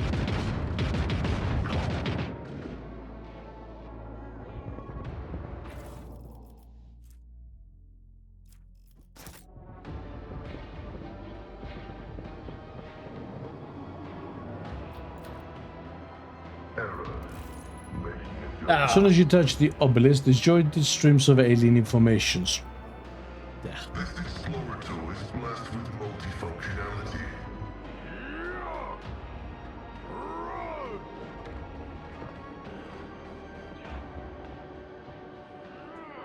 Lord Inquisitor, we are progressing according to plan.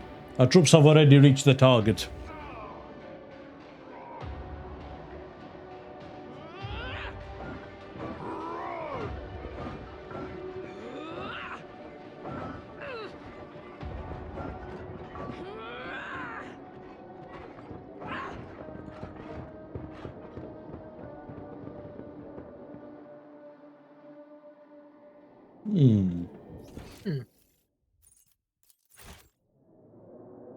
So, first of all, there's some loot we missed. Yep. Yeah, it's over there. Oh. Oh.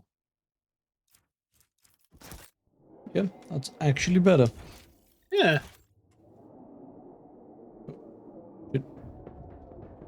There's such height in this. Yeah.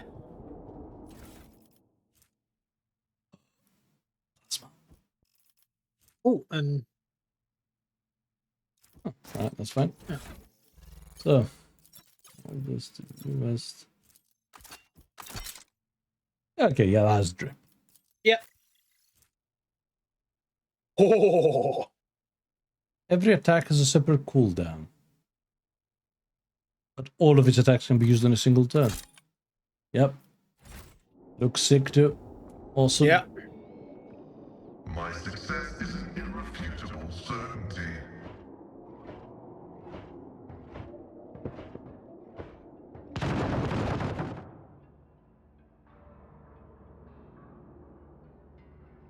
Victory awaits.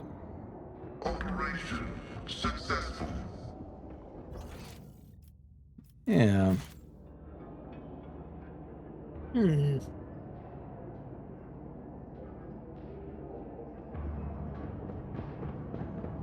So Kalkas are straight up attacking this here. Yeah.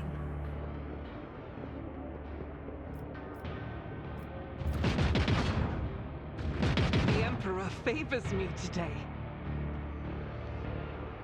Okay.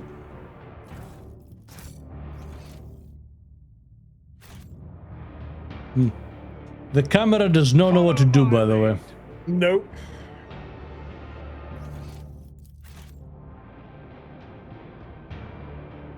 Yeah, we're here. Okay, cool.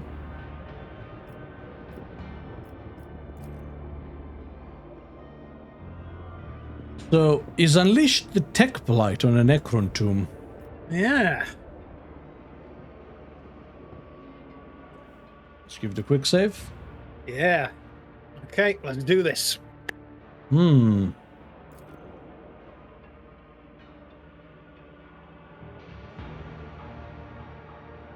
might split this episode into 2 in post. Yeah, like you did with the other one. I think that'd work. As in hindsight, should have been 2. Should have been. But it's too late to stop now.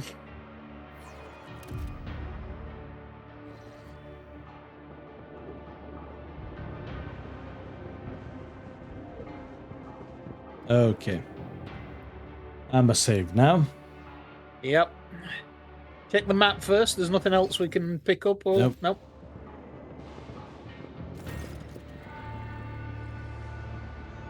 I see that you did not heed my warnings, Maximillian. Your decision to come here in spite of them may have consequences, but we will have a chance to turn it into everyone's advantage, if your lordship listens to me very carefully. With all due respect, Lord Inquisitor, I shall ask you to refrain from any further threats directed towards the blessed RogueTrader, lest you face repercussions from me. How courteous of you to warn me, Master Viserion. I will remember your words. What are you doing here? Exactly what my duty dictates. Saving the Imperium. Isn't that obvious? Is that what you're here for? What is it? We call it a shard. And yes, as you have noted quite aptly, it is the reason I am here. This construct contains the ancient, or rather pre-ancient being of cosmic power. They were called the Catan. The entity is currently trying to escape, and I'm here to collar it.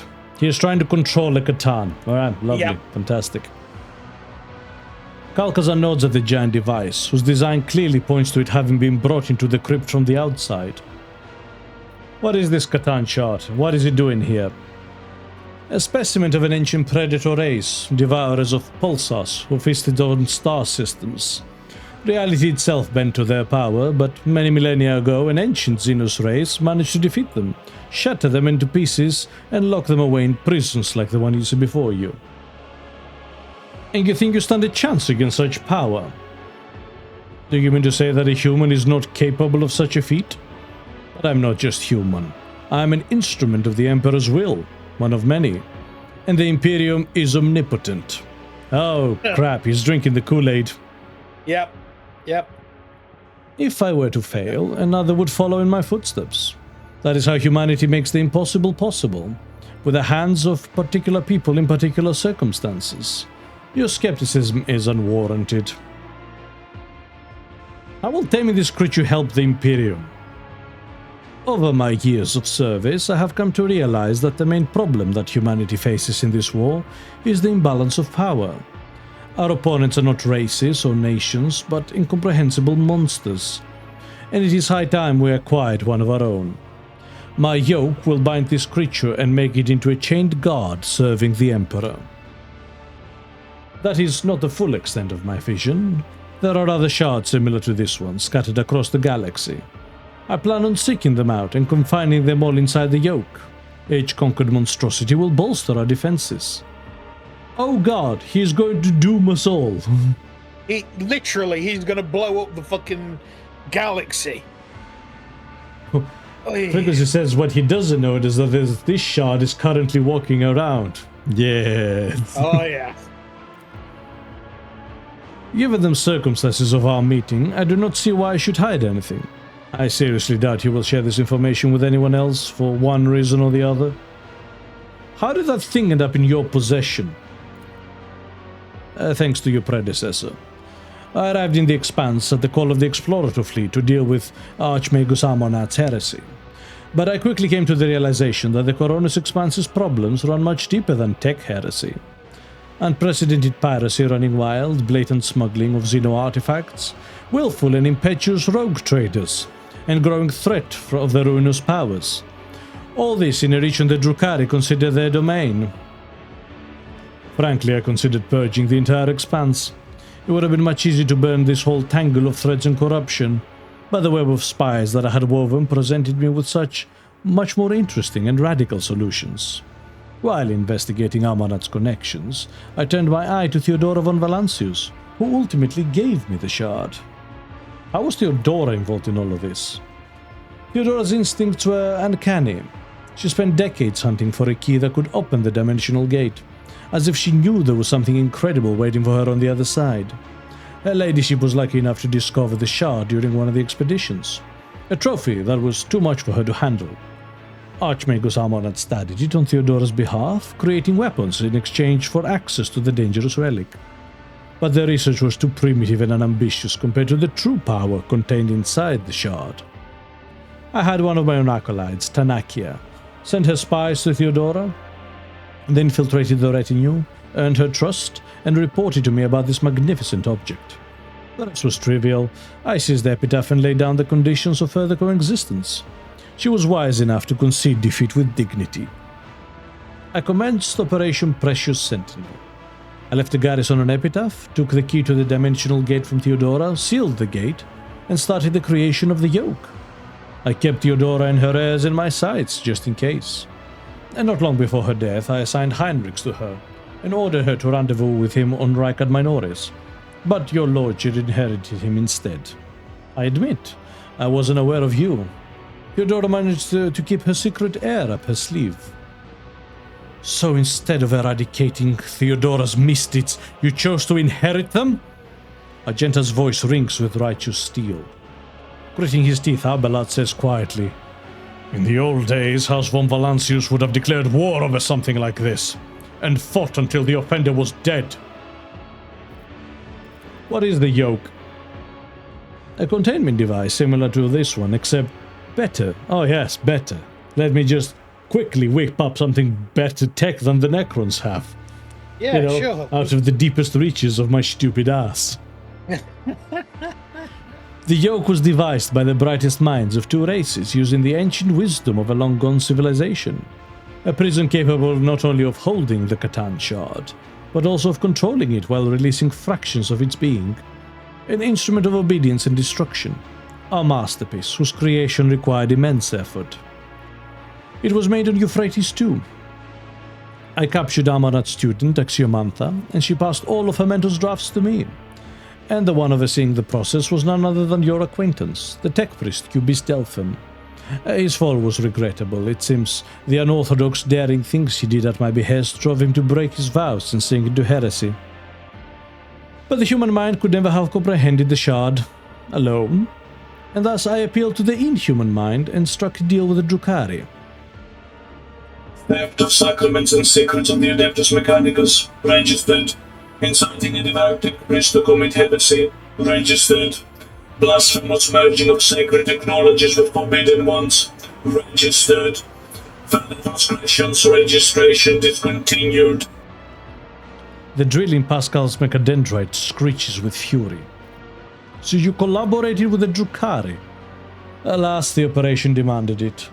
Through the agents of one of my acolytes, Emelina, I contacted Archon Eremeris and made a pact. I gave her access to the technologies contained within this relic and destroyed her rivals in the Cabal. She would relay information on their raids to my spies, and I would solve the problem. In exchange, a homunculus Tarvantius forged the yoke for me. Of course, I did not let him near the shard itself, but rather set up a laboratory for him on Quetzaltemer. That's what was missing from the final room. It was safer that way. All the pieces were contributing to my plan, but none had enough information to comprehend the entirety of it. Why the Drukhari want the shard? It's one of the most complicated and perfect creations of a race much older than the Drukhari. It is no mere object, but a treasure trove of technology. A wise master could recover many secrets by observing it. Well, it's a sound strategy at least. Trust me, your lordship, the threat of the alien pales in comparison to that posed by the ruinous powers. Eremeris could plunder 1,000 worlds, but she is no Uralon the Cruel. She was as great a danger to her own kin as she was to the Imperium. The disruption she caused among the Drukhari was only to our benefit. She intended to trigger a powerful disjunction in Komorra, thereby destroying her rivals and elevating her own cabal in the process. Knowing full well how precious her grand plan was, I made no attempt to talk her out of it. With a little luck, we wouldn't have to worry about Komorra's influence. It was a dark day when you dropped from under the tail of your rotten-wombed mother, you loathsome traitor! While we were fighting to exterminate the Xenos, you were busy carousing with them! Had I known sooner, I would have ripped your pitch-black heart right out of your chest! I readily believe that. Since we are being so candid, I must note that you proved to be much less convenient tool than I had anticipated. This new information about the pact combined with the astro observation data collected in the star system resolves the inconsistencies identified earlier. Unit Xavier Calcazar stands accused of stealing the astropathic records of the Cognizance fleet. I'm amazed by your analytical prowess. Yes, I needed stars to feed the shard. And you couldn't steal, like, empty ones? Right. The Cabal of the Raving Tempest could steal them and bring them here, but I was imperative to preserve the exact energy parameters so as not to trigger the object's premature detonation. I procured the necessary information on suitable stars from the Explorator's Fleet Data Scriptorium. Registering a Category 1 blasphemy. Unit Xavier Calcazar is hereby sentenced to intravital dissection and study. Upon the cessation of vital functions, the unit remains must be disposed of in disgrace. Ooh. Ooh? Like, Pascal is pissed. Category 1. So the denizens of the Rykard system, Santiel's Pride and the other starless worlds, you were the one who sentenced them to death by sending the Drukhari after their sons. Noted. Yes, I acted as their executioner, as regrettable as those losses were. However, to overestimate the importance of the Imperium would have been a folly. Every single day, humanity pays a far more terrible price that must be brought to an end. He's a loon. Wasting the infinite. Then I take it you decided to get rid of your Xenos allies? There was no more need of them, seeing as the yoke was almost complete and the situation was escalating out of control. Theodora was dead, the cult of the Final Dawn had reared its head and was preparing to strike. And Eremeris had forgotten her place. She was putting forward too many elimination requests. And when I told her to curb her appetite, she retaliated. The theft of Rykard's star was timed to occur when Master von Kallax would be on the planet. The Archon wanted to rob me of one of my agents and send a message. And then the Coronis Expanse was engulfed in flame. I had to rush the operation to declare sector-wide martial law. The webway gate that Eremeris' warriors had been using was destroyed and the facility on Quetzaltemer razed. I evacuated the half of the yoke that Avantius had completed, but was too late to retrieve the second half from Euphrates II. Ubis Delphim revealed to Uralon the Cruel where he should strike, and that almost spelled the end of Operation Precious Sentinel. I appreciate your efforts in resolving this problem. In fact, you turned out to be much more useful than Theodora ever was. Why call the Astartes to your aid then? I needed a remarkably strong force to keep my Xenos allies in check. The Emperor's Angels were just the weapon I was looking for, except, considering the sensitive nature of my operation, I couldn't very well risk requesting aid from my allies in the Death Watch, could I? And then I remembered the old debt owed to me by the Space Force Great Company, so I decided to call in a favor. They were an asset at first. They helped me close a dimensional gate by overwhelming its security systems. I tasked them with hunting the Xenos contained by Eremeris, but eventually they started prying and that was unacceptable. I could control Thorvald by giving him more tempting targets. But the Baleful Howl Pack... They raided an outpost where my agents had been meeting with the Drukhari. The pack took prisoners, but lost the esteemed brother Ulfar. I hoped they would give their all to the search, but instead the wolves forced the system's coordinates out of the captives and came crashing down on my head. They had no gate to transport them, they used nothing but the warp engines. Thankfully they realized the situation too late, so Tanakia managed to neutralize them. Ulfar stares coldly at him, the deadly frost of Fenris crackling in his voice as he speaks.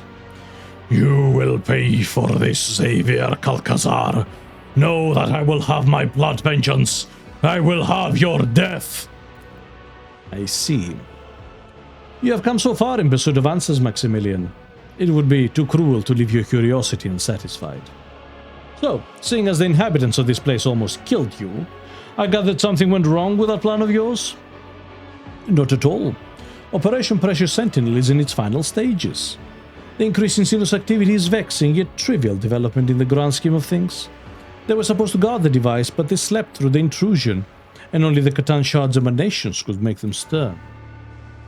Theodora's research destabilized the Shard's prison, and my project only made it worse. Whatever particles the Catan Shard's energy seep out, many curious phenomena occur. The destruction of the crypt, the warped reality. When I tame the monster, I will order it to stop disrupting the laws of the universe. And that brings us to the most interesting part of this conversation. You know my plans, so now I want to know yours. Will you admit that I'm in the right and joined me in this undeniably ambitious act? Or will you try to stop me?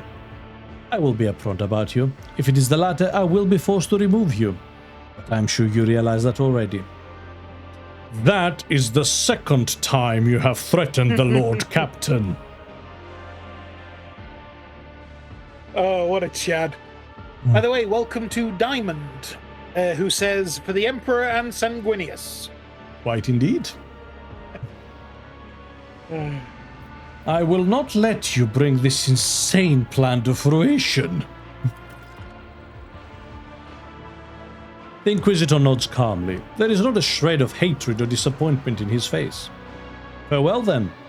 I am glad to have made your acquaintance, Maximilian, despite everything. He glances at his retinue. Eliminate the RogueTrader. Good luck with that. And bow before me. Here will do, I think. Move Agenta over here, move Pascal over here. And, for all that you have done, for all your fuck-ups, for all your unchecked ambition without even the decency to be proud about it, I, Maximillan von Valancius, RogueTrader and master of the Coronus Expanse, condemn you to death. Suits my purposes. Most Nothing excellent. I can't do. Most excellent. Abelard, Absolutely not. heed my call. Bring me his balls.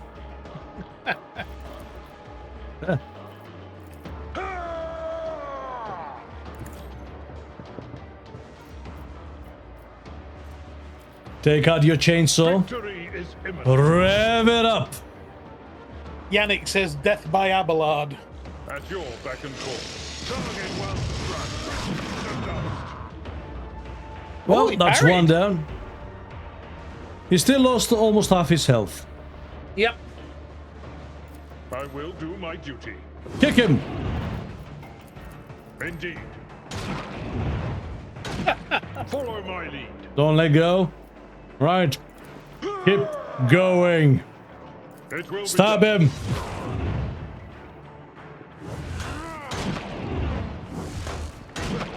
Grey hair, sure hair. No, do keep going, please.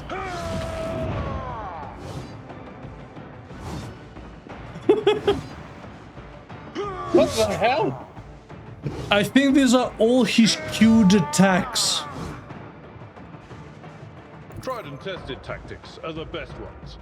Right. Wow. Anyone else? Crack his momentum and finish this bitch off. Yep. Von Valancius. Enough of this shit. Victory Abelard. is imminent. What's your target? It will be done. Grey hair, sure hand, reduced to dust. Next. Who's next? I've seen worse battles than this. Blood in of my the time. blood for the RogueTrader. I took care of this one. Grey hair, sure hand. Next.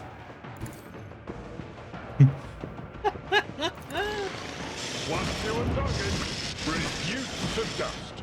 I know the name of this episode for YouTube. Beware Abelard's wrath. No, keep going.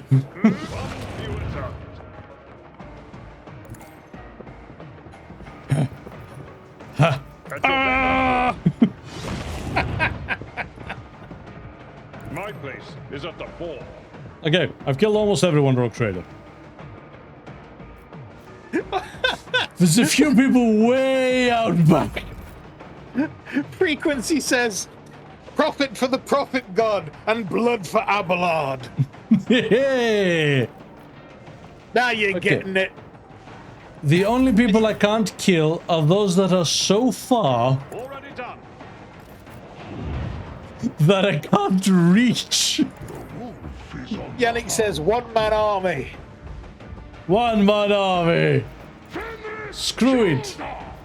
Fenris shoulder indeed. Oh wait.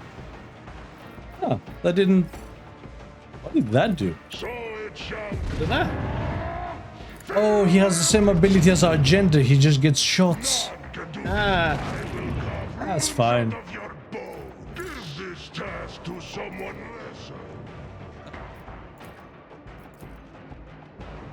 Miss him.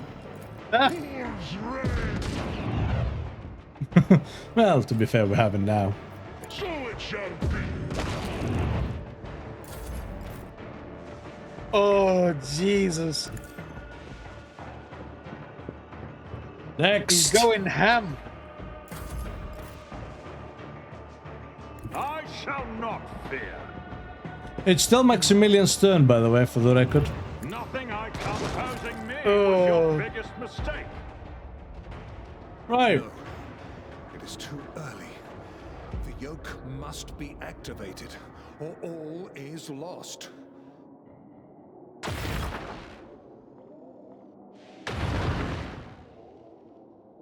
Oh? Okay. An invisible, yet clearly tangible aura of power envelops the figure clad in the robes of a tech priest. It is all the more baffling to hear a youthfully excited voice from under the hood. This is it! The place of our origin! Nomos's gaze is trained upon the Catan shard. It was your strike and your wish to escape your prison that begot us. The mysterious creature that has been your ship's soul for so long turns to face you. But it is you, Maximilian, who truly ushered us into this world. So let us meet our abominable precursor together. Oh? For it is ready to break free. Our abominable precursor. Oh. It disagrees with it? It does. By the way, sorry, Diamond said that's not all he can do. But yes. Holy shit, it's a separate entity from the Catan. Greetings, Nomos. We are out of time. Now. It escapes now.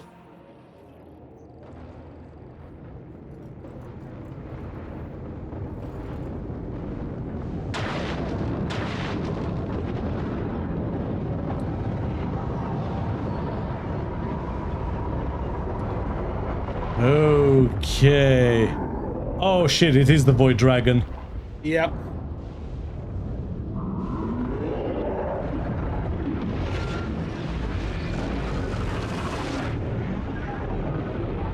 Oh shit.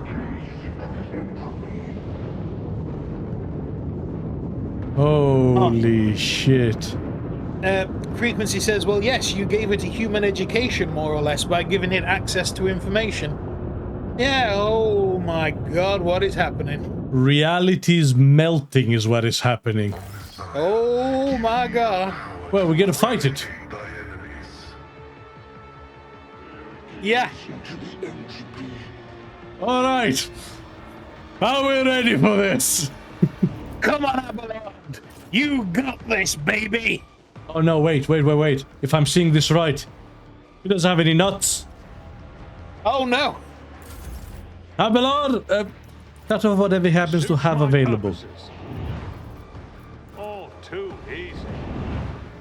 We Cut are off fighting the spirit of his nuts. Yeah, we are fighting a Catan shard. Holy shit. It's only a shot.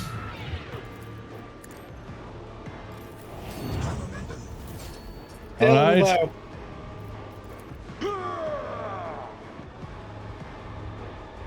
Follow my lead. First into battle, Abelard Versarian with a chainsaw. It will be done. First blood.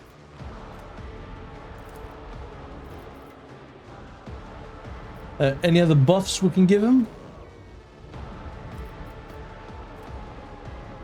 Oh, yeah. Indeed. Go! Grey hair. Ooh, ah, ooh. Okay, that counter-attacked, but it bleeds. If it bleeds, we can kill it. An exemplary strike. Grey hair, sure hand. Holy shit. Okay, he has massive attenuation. Yep. A prominence cannot damage a star. Staggered, Abelard. Sworn enemy, Abelard. Destroyer, Abelard. Degrade defense, Abelard. Distracted, Abelard. Prone, Abelard. So, passive immunities. Immunity to Deathless. Combat Master. Quantum Cognition. As long as any energy copy or energy orb remain, each time he's attacked, he will gain a stack of reconceptualization and triggered reflective retribution. Baton shard? Baton shard? Wait. Am I missing something? I think he'll make them as we go. He's bound to summon ads. Battlefields are always drowned in scarlet. Me? Yep. If you insist, Lord Captain. But again, can we appreciate for a second that Abelard is standing toe to toe with the Catan? Frequency says 1 shard against 1 Abelard. Not even close. Abelard will kill it without breaking a sweat. Trust me, after this, the old man will have earned his retirement. I'm not accustomed to being ordered around. Okay. Oh. Did we not put the rear in place? If I may. No. Okay.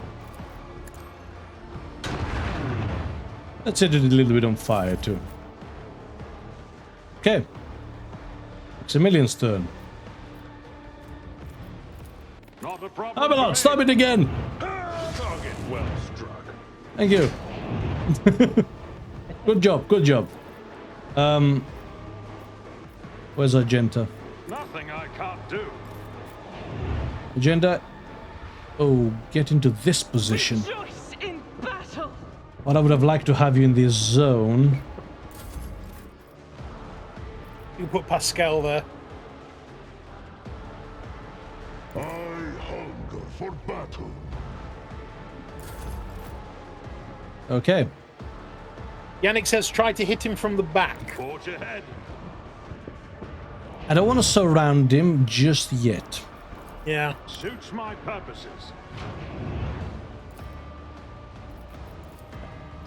I will, however, relocate the skull there.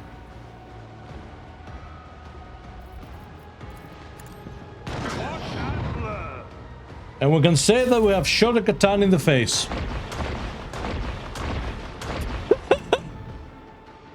Wow. He tanked it! He actually tanked it! He stood toe to toe with it and went, yeah, so what? God from beyond the stars? Well, you know von Valancius. Doubt is for the weak.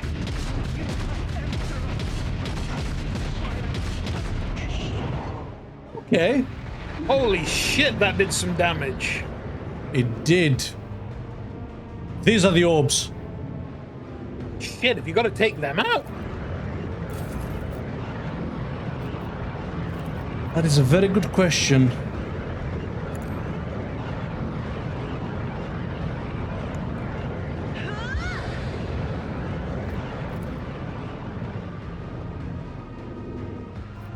That's the yoke. Ah. Oh, that took a lot of damage. Nomos. Yannick says, I bet the Catan is almost saying sorry to Abelard.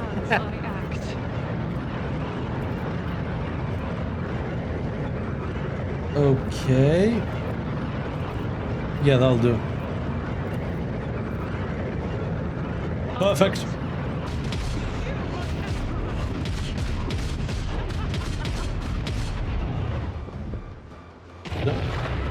Phase 2.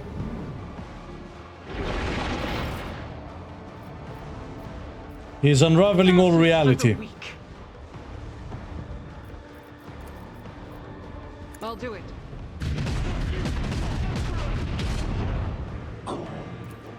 Unravel this heavy bolter to the face. Faith without deeds is worthless. I'll do it. Never stop shooting, Argenta. Is that half health?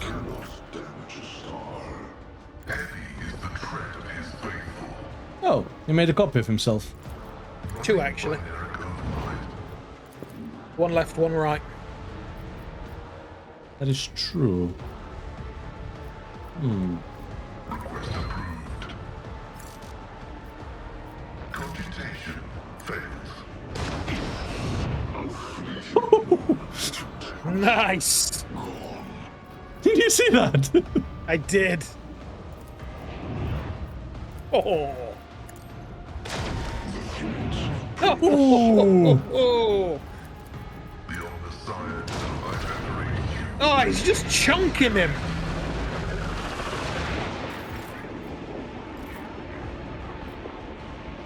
Take the victim. Diamond said, wow.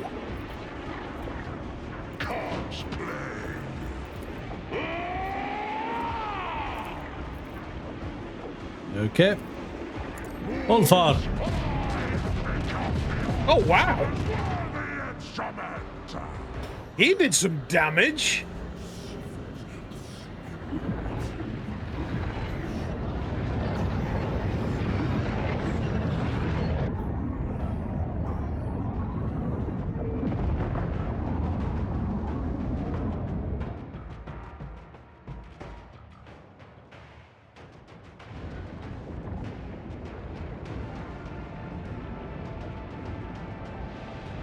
Okay. So I think he's bound by the yoke now. Yeah. The ancient monster struggles against the energy manacles of the yoke. Its impossible powers make reality itself burst at the seams and are being forced into a compact dungeon, quark by quark, returning it to a cruel and painful non-existence in the moment. It could struggle harder, but something is hindering it. You are the cause of these hindrances. Only now does the Catan Shah turns its focus to you, for the battle was nothing more than the reflexive resistance of an alien mind, absorbed in a completely different range of thoughts and responses. But now, it is thinking about you, and its thoughts are so corporeal that you can sense them and know them. It seeks an end to the confrontation. It is capable of resolving it in a way that would benefit all.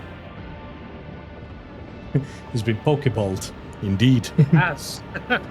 More and more tears appear all over the shard's form. As the yoke absorbs its power, it becomes increasingly harder for the shard to maintain its physical structure. Its imperfection you inflict brings the star's predator closer to imprisonment. Do not bow your head before our abominable precursor. It was begotten by the dark abysses of the past. It is a fragment of that which would devour stars and erase civilizations. It knows no benefit other than its own. Allow us to stand against it.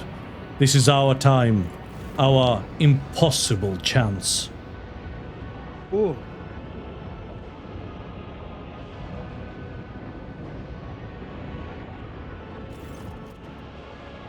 And yet another layer of reality cracks. A figure appears before you. Her. After giving you a probing and appraising look, Theodora permits herself a slight smile.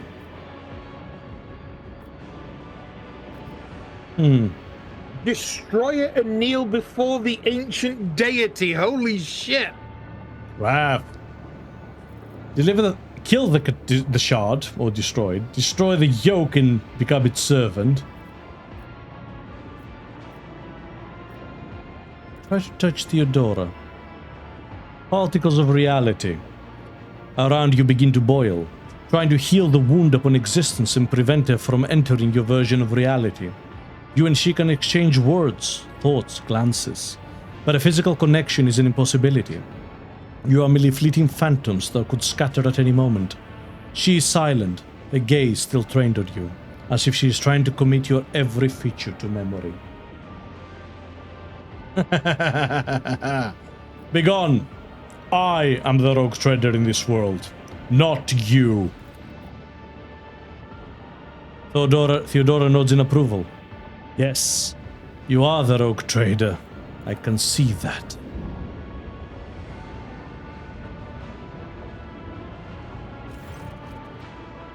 The wound on reality is healed, and this vision of Theodora quickly fades. You catch her last words. Whatever fate you choose, one can only hope it will be better than mine. Mental contact is effortless. There is no communication, such as powerful being cannot comprehend communication with anyone but its equals. It simply bears the gift of making the other hear and understand it. So grand is the potential of its thoughts. Try to comprehend it. The Catan is the pinnacle of reality. Its eternity, dominance, omnipotence, individuality. The Catan is the original purpose behind all existence. The rest was born in order to contain, nourish, and be appropriated by the Catan. To the Catan, space is an illusory variable. To the Catan, time is a young and trivial phenomenon. For it existed for an eternity in the gaseous energy fount of the universe before it was eventually born.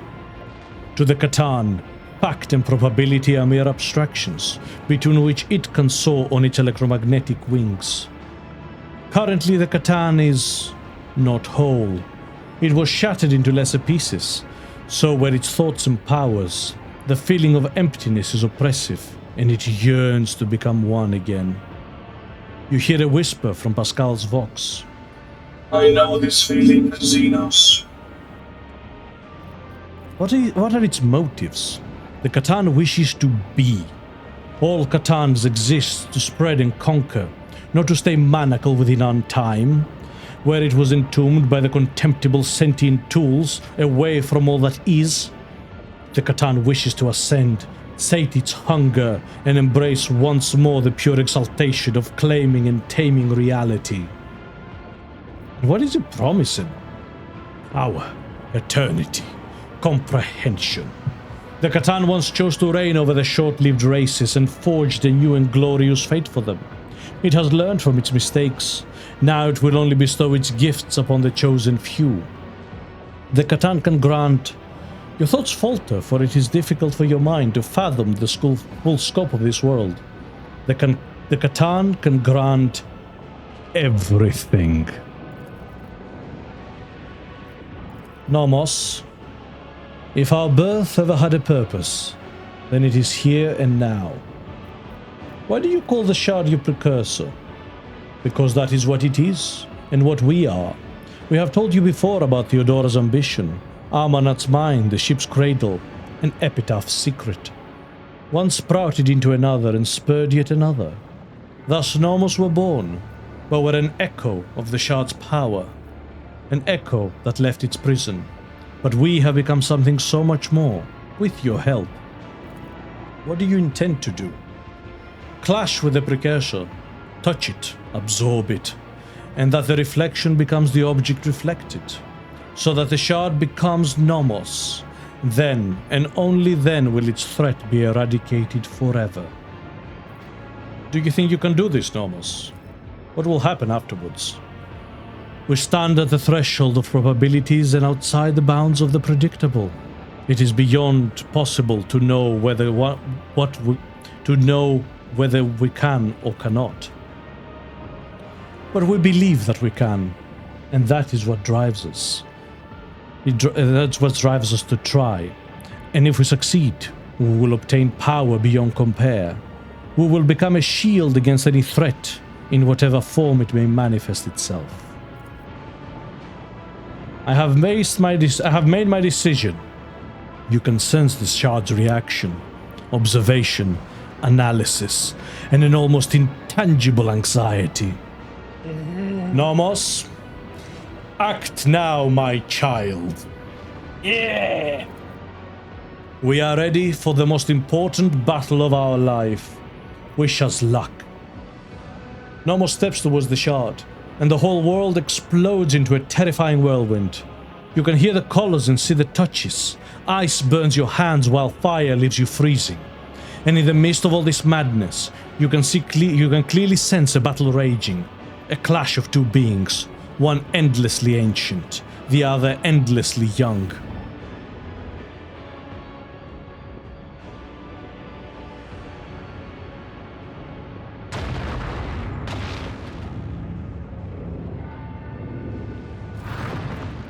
The power of the Catan shard is such that it redefines the very notion of power. But it has a weakness, one that you cannot see only now. With the shard and its rival standing face to face, the shard is just that, a shard. It is incomplete, it is not whole, and it cannot be what the Catan was before. What opposes the shard is entirely different. An undivided, sentient being with a clear purpose in mind, akin to a well-aimed arrow. And the one who fletched and loosened that arrow was you. The battle goes on and on and on, outrunning the course of time, but you do not need the gift of clairvoyance to know who will emerge victorious.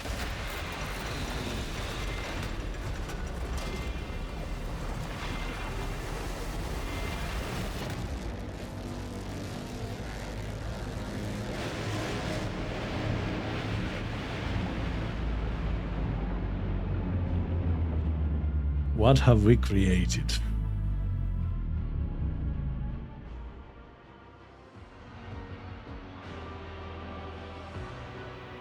Oh, I also got an achievement. You created your own abomination. Brilliant. Oh, God.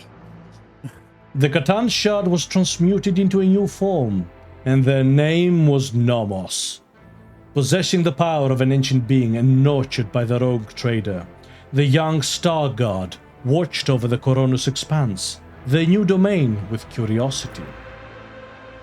Gathering its bleeding worlds together again, the RogueTrader dared to build something more noble and civilized in the Expanse. A haven for those drifting and unprotected in the strict hierarchy of the Imperium. It would be an unbound frontier where freedom and compassion were not wholly extinct. Holy shit! We splintered? We splintered. I am shocked. We created a kingdom, a new frontier, something other than the Imperium, where hope exists? Oh, holy shit, that's awesome! The shackled monster under von Valancius' control ensured the survival of the fledgling utopia. The Star Gods destroyed all who threatened its peaceful civilians and instilled fear in those of little faith. The Expanse tested the sweet fruit of freedom and tolerance with reverent fear. The Imperium could not forgive such an insolent deviation from the order prescribed by Holy Terra. The von Valancius dynasty was accused of seditious formation of their own empire. An invasion fleet gathered in the Calixis sector, and the lifespan of the young utopia was as short as its creators. Well, we are a RogueTrader with a god on our side. Short could easily mean hundreds of years. Oh, Diamond says that he never saw this. Protecting the young kingdom of freedom, Nomos created dimensional barriers that cut the Coronus Expanse from the Imperium more soundly than the Great Rift. The humanity of the Expanse was left in isolation. Relying only on themselves, they either had to build something new and different from the Imperium, or fall to the horrors lurking in the darkness. We created another human empire in the setting. That is the coolest fucking thing. That is amazing. This is what 40k actually needs. Yes. We got the best ending I could possibly ask for. Oh. The ideals that Maximillan von Valancius was committed to were alien to the Imperium, but close to the hearts of many in the Expanse. Anyone who could not resolve a dispute or who was denied justice rushed to the palace of the RogueTrader in search of mercy.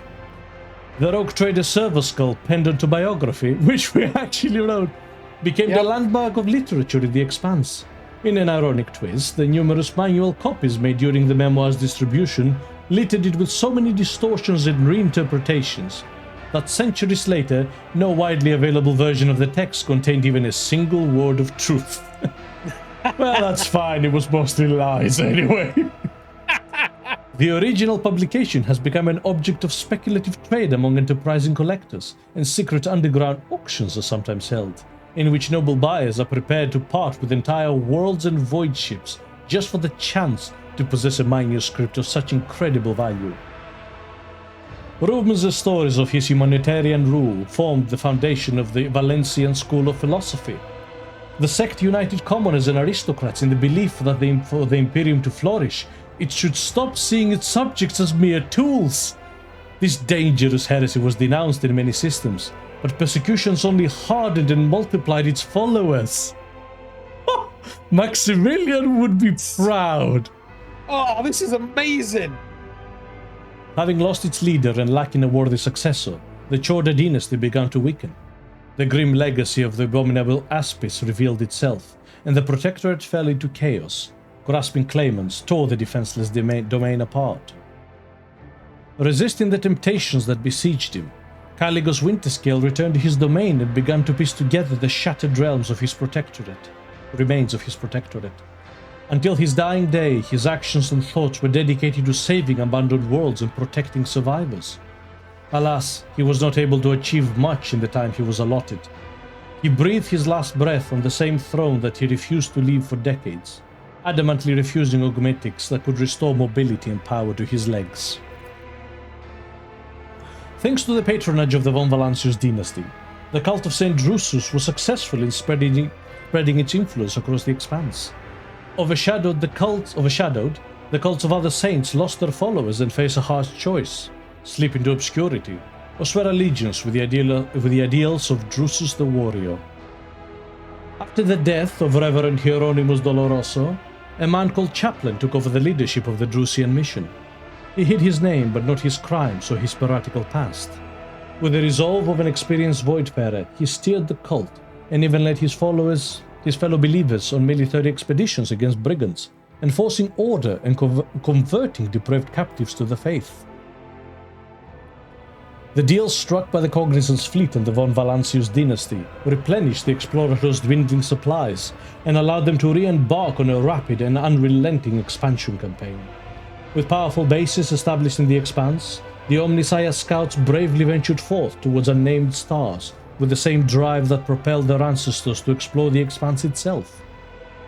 The schism of discontinuing the cycle engulfed the entire Cognizance fleet, and soon the civil war was over.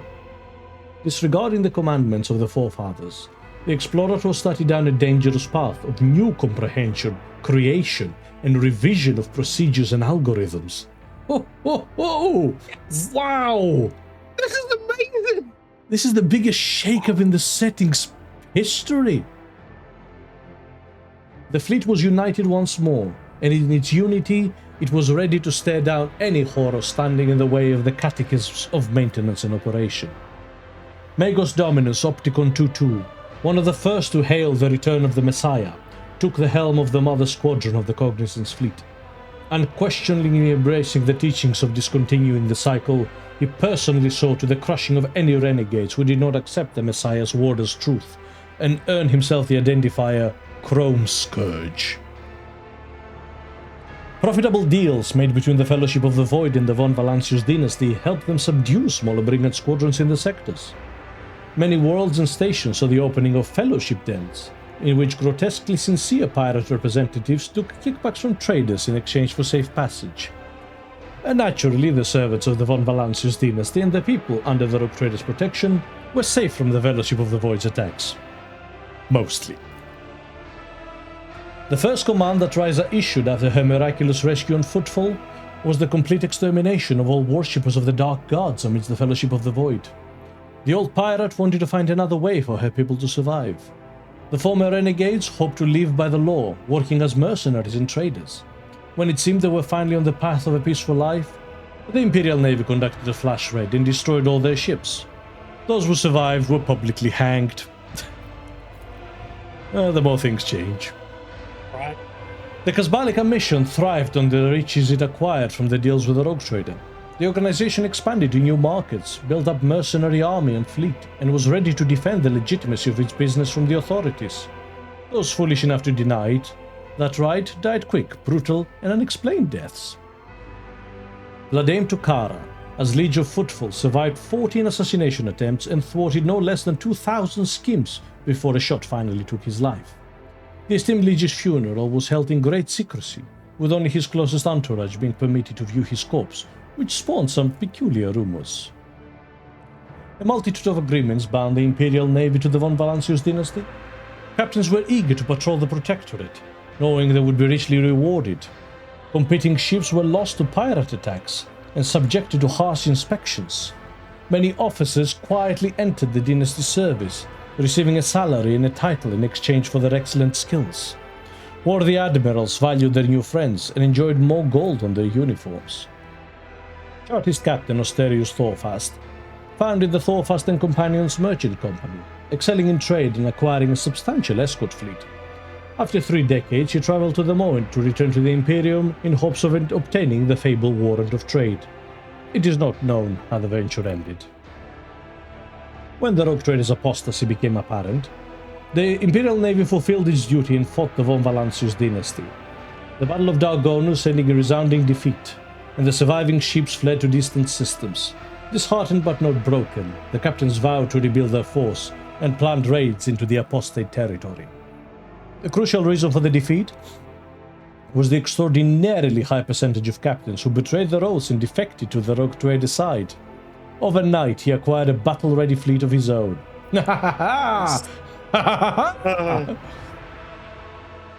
Dargonus grew and prospered until it became the capital of the Coronis Expanse. The planet was like a giant magnet whose pull held together the wards of the Expanse, absorbing the treasures and vices of the sector. It became the bastion of order in the Expanse. From here, punitive expeditions were dispatched to tainted worlds, and entire spires were occupied by officials and bureaucrats of the Imperium. Only on many planets, the expression "a man from Dargonus" soon came to mean a fearsome inspector with the power to impose punishment. Yavagama washed off the stain of its former defilement, but not the dark memory of it. The sacred halls were never silent, and production rates became a supreme law. The glory of the Imperium was forged in the blood and sweat of its toilers, and the millstones of the manufactorums ground the workers down by the thousand. Even in death, the souls of its servants dare not step away from their machines. The enthroned Null Caliph drew millions of pilgrims and granted the planet hallowed status. Its sacred calculation continued for centuries, and the foremost sages of the Adeptus Mechanicus traveled to the world so they could attempt to divide its meaning. Janus was conquered, the Xenospirits were exorcised and the wilderness subdued. The fields grew until they covered the entire planet, and billions of tons of provisions were harvested there. Janus had become the bread basket of the Expanse, and to threaten it would be to condemn millions to starvation. It also became a melting pot for cultures from hundreds of worlds, taking refuge from across the entire Expanse at its darkest hour. It became a stronghold and a symbol of hope. After the crisis passed, the refugees started to return to their home planets and to reclaim their lost worlds, thus earning Janus the proud name, the home of the Reconquista. Despite grim expeditions, the coexistence of humans and the Eldari did not lead to enmity. Janus had faced many trials, and the struggle against them brought the two peoples together. They did not develop an affection for one another, but they learned to speak with no weapons in their hands. More than one dangerous xenophile schism was born on Janus. Can you crack on a bit? I need a breath. Sure. The mines of Viribus 5 grew deeper and deeper, and soon the planet became the darkest and most frightening colony of the Expanse. The final stop for the exalted and the damned. The brutal, hardened inhabitants of the Death World feared neither human nor Xenos horrors, knew no mercy, and were known as the most fearsome fighters in the sector, the Sardaukar, who had traded their lives for the right to leave the eternal darkness of the mines. Guarded, luxurious palaces were built under the climate domes, shrouded by clouds of poison. They housed so many powerful blackguards, persecuted aristocrats and wealthy scoundrels of Verbos 5, gained unimaginable political influence. Such grand and sinister deeds were done there that before long the grim Death World was spoken of as a new political center of the Expanse. No longer I can crack on. Okay. No longer secluded and forlorn, Foulstone turned into the spiritual center of the Expanse. Clad in gold and power, rulers went there to be anointed for greatness, criminals for penance, and the righteous for encouragement, and there was no end to them in sight. The Order of the Hammer grew in power and prominence thanks to the RogueTrader's patronage. So widespread was the reverence for Cognacious that he supplanted Drusus the warrior on this pedestal for the most honored sage in the Expanse. The Drusian cult did not forgive this, and feuds broke out between the clergies, but the warlike servants of the Hammer were not afraid of bloodshed. With the fall of their unholy patron, the Age of Daybreak, the cult of the Final Dawn perished as well. Yeah, he has his in symbol. Yeah. Every cell on the cult was hunted down and eliminated. Rumors that some worshippers of the ruinous powers had managed to get away, hiding the writings of the warp-banished lord under the robes, were baseless. Left without a mission or leader, the ward-bearers retreated to the depths of the Immaterium. Their last act of vengeance was a bloody assault on Footfall. The populace of several asteroids was exterminated or enslaved, and the statue of the God Emperor badly damaged. After recovering from Chorda's regime, Footfall reclaimed its status as the trading hub of the Expanse. Having learned a bitter lesson, Vladimir Tukara created Footfall parties and militia, a well-equipped mercenary army that answered only to him. A modicum of order returned to the station. The changes that the von Valancius dynasty brought to Footfall endured on the station long after.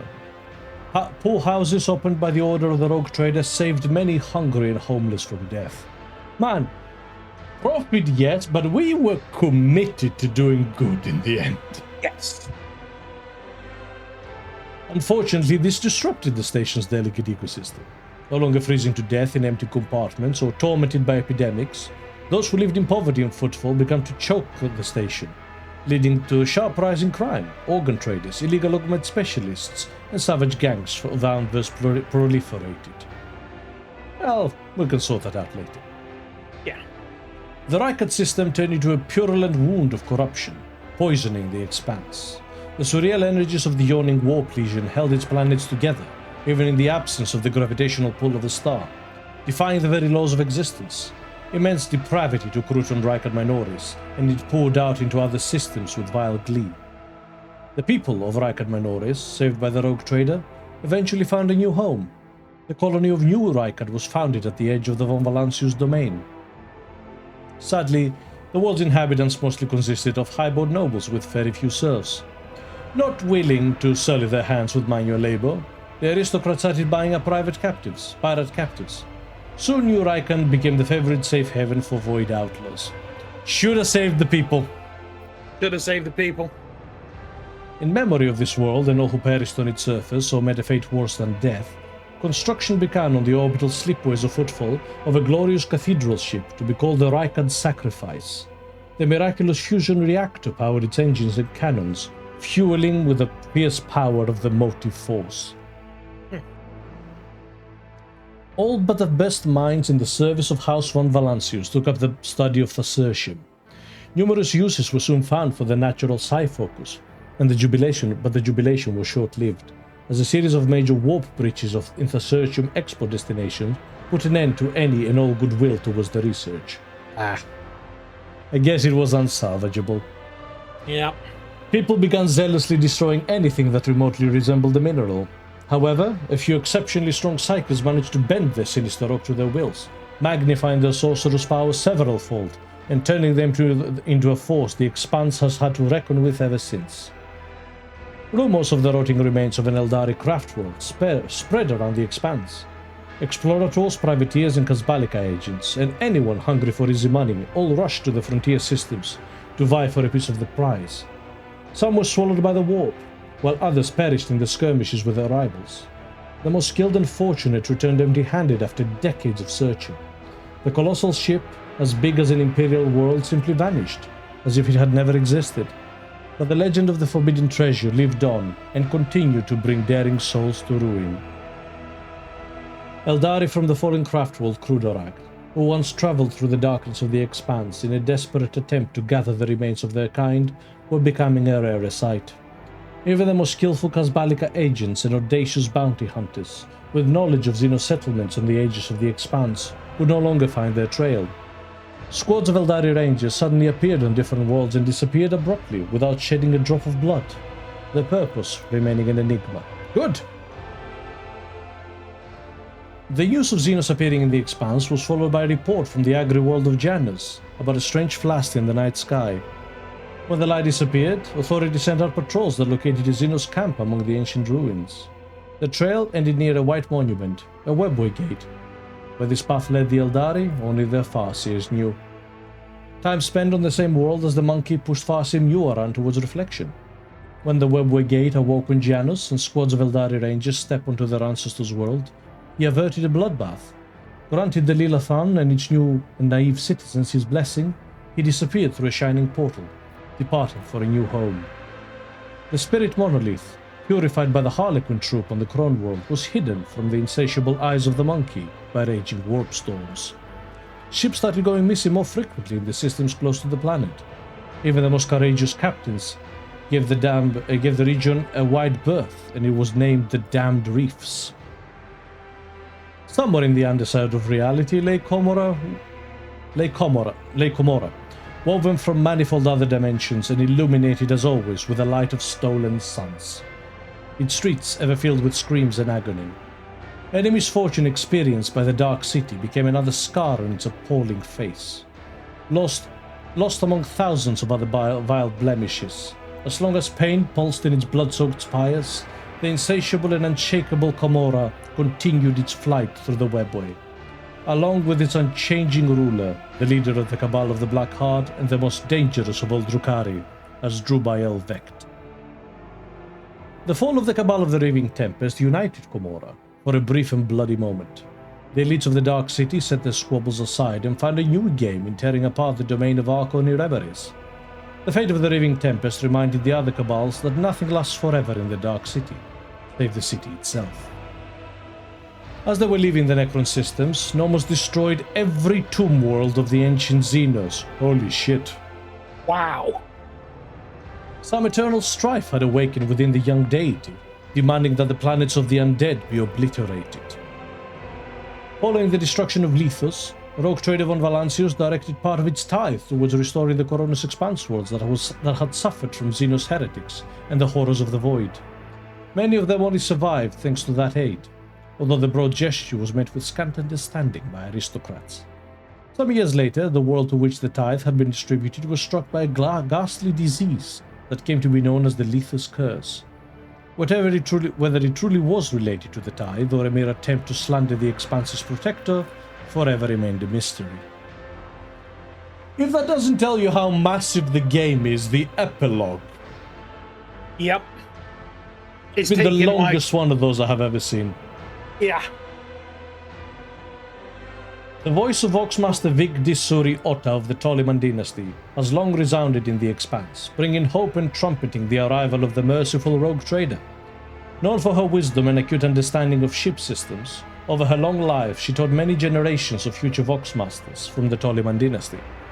Her body was built into the bridge itself, and in times of need her voice flowed through the Vox, dispelling delusions of despair. After years of dedicated service, Master Helswan Ravor was granted, despite his objections, the privilege of rest. The wise servants of the Omnisire implanted an augment into his brain that restored his ability to sleep. Soon afterwards, something unprecedented happened aboard the ship. The Master Helmsman overslept and missed the start of his watch, but his temper did become much more agreeable from then on. Yeah. For many years later, High Factotum Janus Danrock sought permission to retire. He said that age had softened his heart, and that a more worthy, young and assertive successor should take over his position. There was no shortage of candidates. Under all that fat, Danrock had a sentimental heart. He spared nothing for the orphans who had died serving the RogueTrader. The children were given an excellent education, and were eager to serve the von Valancius dynasty. Jocasta Sourback served as Master-at-Arms for years, but eventually his zeal faded. It appeared that, having tried every form of violence in existence, she no longer derived out of them the joy that it once held. Jocasta humbly submitted her resignation and went back to her home on the capital world. She took up the position of the warden of one of the capital world's hives and reconciled with her cousin Macarius, albeit only after a while. The reconciliation was, at any rate, easy to overlook. During the gatherings of capital world nobility, where Jocasta and Macarius would waste no opportunity to have a ferocious row. After many years, Zachary Weiss mustered the courage to take personal apprentices again. He searched throughout the Expanse for astropaths whose masters were harsh and cruel to them, and recruited them into his choir. He gathered a cast of talented men and women by his side, and was their guardian and mentor. Weiss died defending his words from cursed words spewed by the Immaterium. Sealing the sound of those words in his mind, he preferred a horrible death to a repetition of his shameful past mistakes. High Overseer Gregoras Strax of Viabos 6 rendered his duties with a zeal unfathomable to the common mind. Under his leadership, the penal world became a paragon of order and a place of incarceration that criminals feared more than death. Strax spent his final years in a small, damp room, disturbingly reminiscent of a jail cell. He declined every award and honor for his assiduous service and preferred solitude to any kind of company. The only exception was Solomon Amphar, who visited his former superior whenever he had the chance. The contents of their long conversations are unknown, but their outcome was the same every time. A gloomy and unmistakable mark of regret on each of the two Dao men's faces.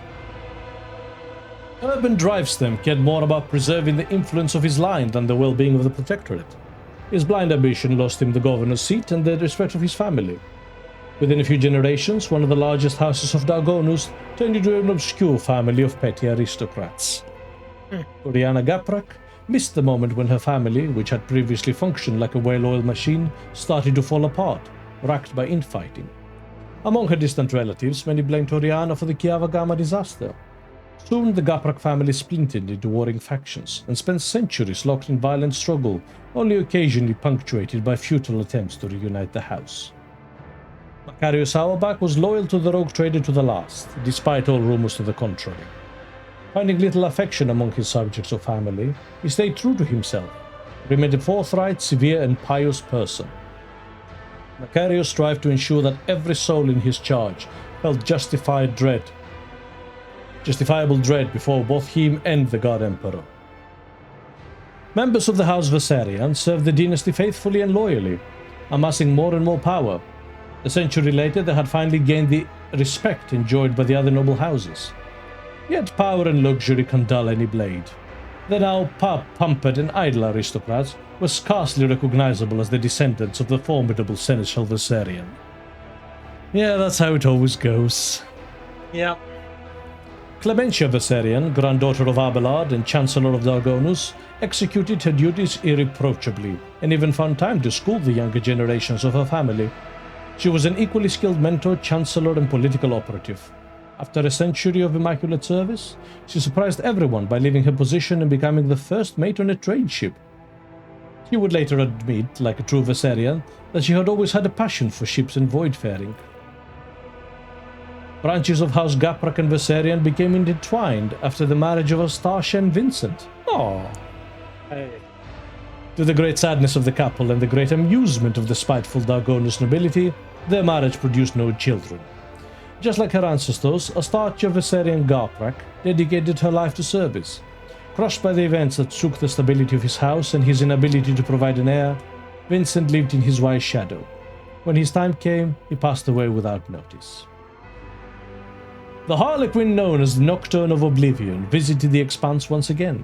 Sneaking onto Dargonus, he came to the RogueTrader's palace and left him a special gift. A case of Eldari crafting, unmistakably ancient and precious, adorned with the rune of an eye inside a triangle. Only the Lord Captain knew what it contained. The Harlequin candidly warned him that he was drawing the von Valancius dynasty into a deadly dance, a shaking doom, that all will freeze within the thread of Terror's loom. And he promptly departed, but not without reason. A few hours later, assassins from the Dark City appeared following his trail and were mercilessly killed. Their armor bore the sign of the Cabal of the Black Heart.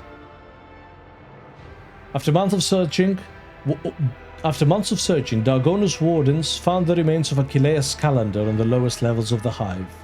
Drukhari artifacts and records discovered beside him indicated that the agent of the Inquisition had been compromised and working for the Xenos. Wait, I thought Irlid killed him. Yeah. Something went a bit fucky there. I think so, yeah. Marajai confirmed the guilt of the deceased Inquisition agent and described in detail the torture he inflicted upon the poor soul to gain his obedience and loyalty. He also confirmed that Iliad had found and killed his monkey toy. Ah, the long dead remains, okay. Yet few chose to believe his words of the cursed Xenos, and thus the secret of the death of Achilleus Calendar was never publicly known. Maeve settled into the life aboard the flagship surprisingly quickly, and a kindness and gentle nature touched the hearts of the crew. One dashing officer made his romantic interest known, but Maeve spurned his advances, hiding behind high collars and shawls the disfiguring marks of the dark ritual that had taken place on Thassara. When Maeve Suto at last secured her consent to marry, little did he know that he was walking into a blood-soaked nightmare. Just before the ceremony, his bride-to-be transformed into a chaos spawn. Ah. Holy shit! With the cries of horror and despair, the creature gorged itself on shattered hopes until it was slain by the Arrivanan forces. It is said that as the creature lay bleeding, it tried to sing a surprisingly tender tune and called out to someone named Dean. Well, that was... Oh. Yeah. Yeah. When the enraged cult of the Final Thirst punished everyone who had helped the RogueTrader, the traitor known as the Commissar survived against all odds. Oh yeah, I forgot to kill him. Shit, yeah. Making despicable deals and buying his own life with the lives of others, he found new benefactors. Many more subjects of the God Emperor who had the misfortune of finding themselves in the Dark City became victims of his manipulations. Adelia Bellardo, the granddaughter of the pirate Jerican Dens Bellardo, grew up to be a quick-witted and energetic captain. Since her guardian, who went simply by the name Chaplain, knew only of faith, slaughter and voidfaring, he advised her to invest her inheritance in a void ship. Her trade clipper, the Snake, travelled to all settled worlds of the Expanse, and to many uncharted ones as well. In all the time that Adelia Bellardo was captain, a ship was never once fired on a civilian vessel. The secret of the gene-stealer cult infestation in the Expanse was laid bare. A wave of purges rolled across many worlds, with enraged rabble and planetary guards massacring thousands of those whose appearance diverged from the true human form. Most of them were, of course, ordinarily abject genetic misfits and luckless rejects, but their lives were a small price to pay for the sector's purity. A handful of prisoners, all that remained of the congregation of the Ravenous Star, were left on a minor planet with few supplies. The survivors included only children and old men and women, whose appearance had the fewest distortions. Not one of the true monsters had been spared, or so it seemed. The genetic aberration had all but faded away in the blood of the survivors, only to reveal itself against in their offspring. Oh no! That was a misclick! I wanted to kill them all! Yep. Alright, let's pretend that I actually did. And that was fine. Sure. Soon purply chitin-covered children were born under the greedy light of alien stars, and went on to carry the truth of the many-armed emperor on the tips of their sting-like tongues. Finally, our crew. Yeah, I know, right? This is 40 minutes later. Oh. Having completed his last journey with his Lord Captain, Abelard Valerian, with his gracious permission of the RogueTrader, left his post as seneschal and took the helm of his large family. House Valerian rose above its rivals and was never again the target of persecution. Even after the resting patriarch died decades later in his bed, surrounded by his grieving loved ones. Sorry, I've got to interrupt you there. Both Diamond and Frequency have called you out on your bullshit. Diamond says, pretend you say.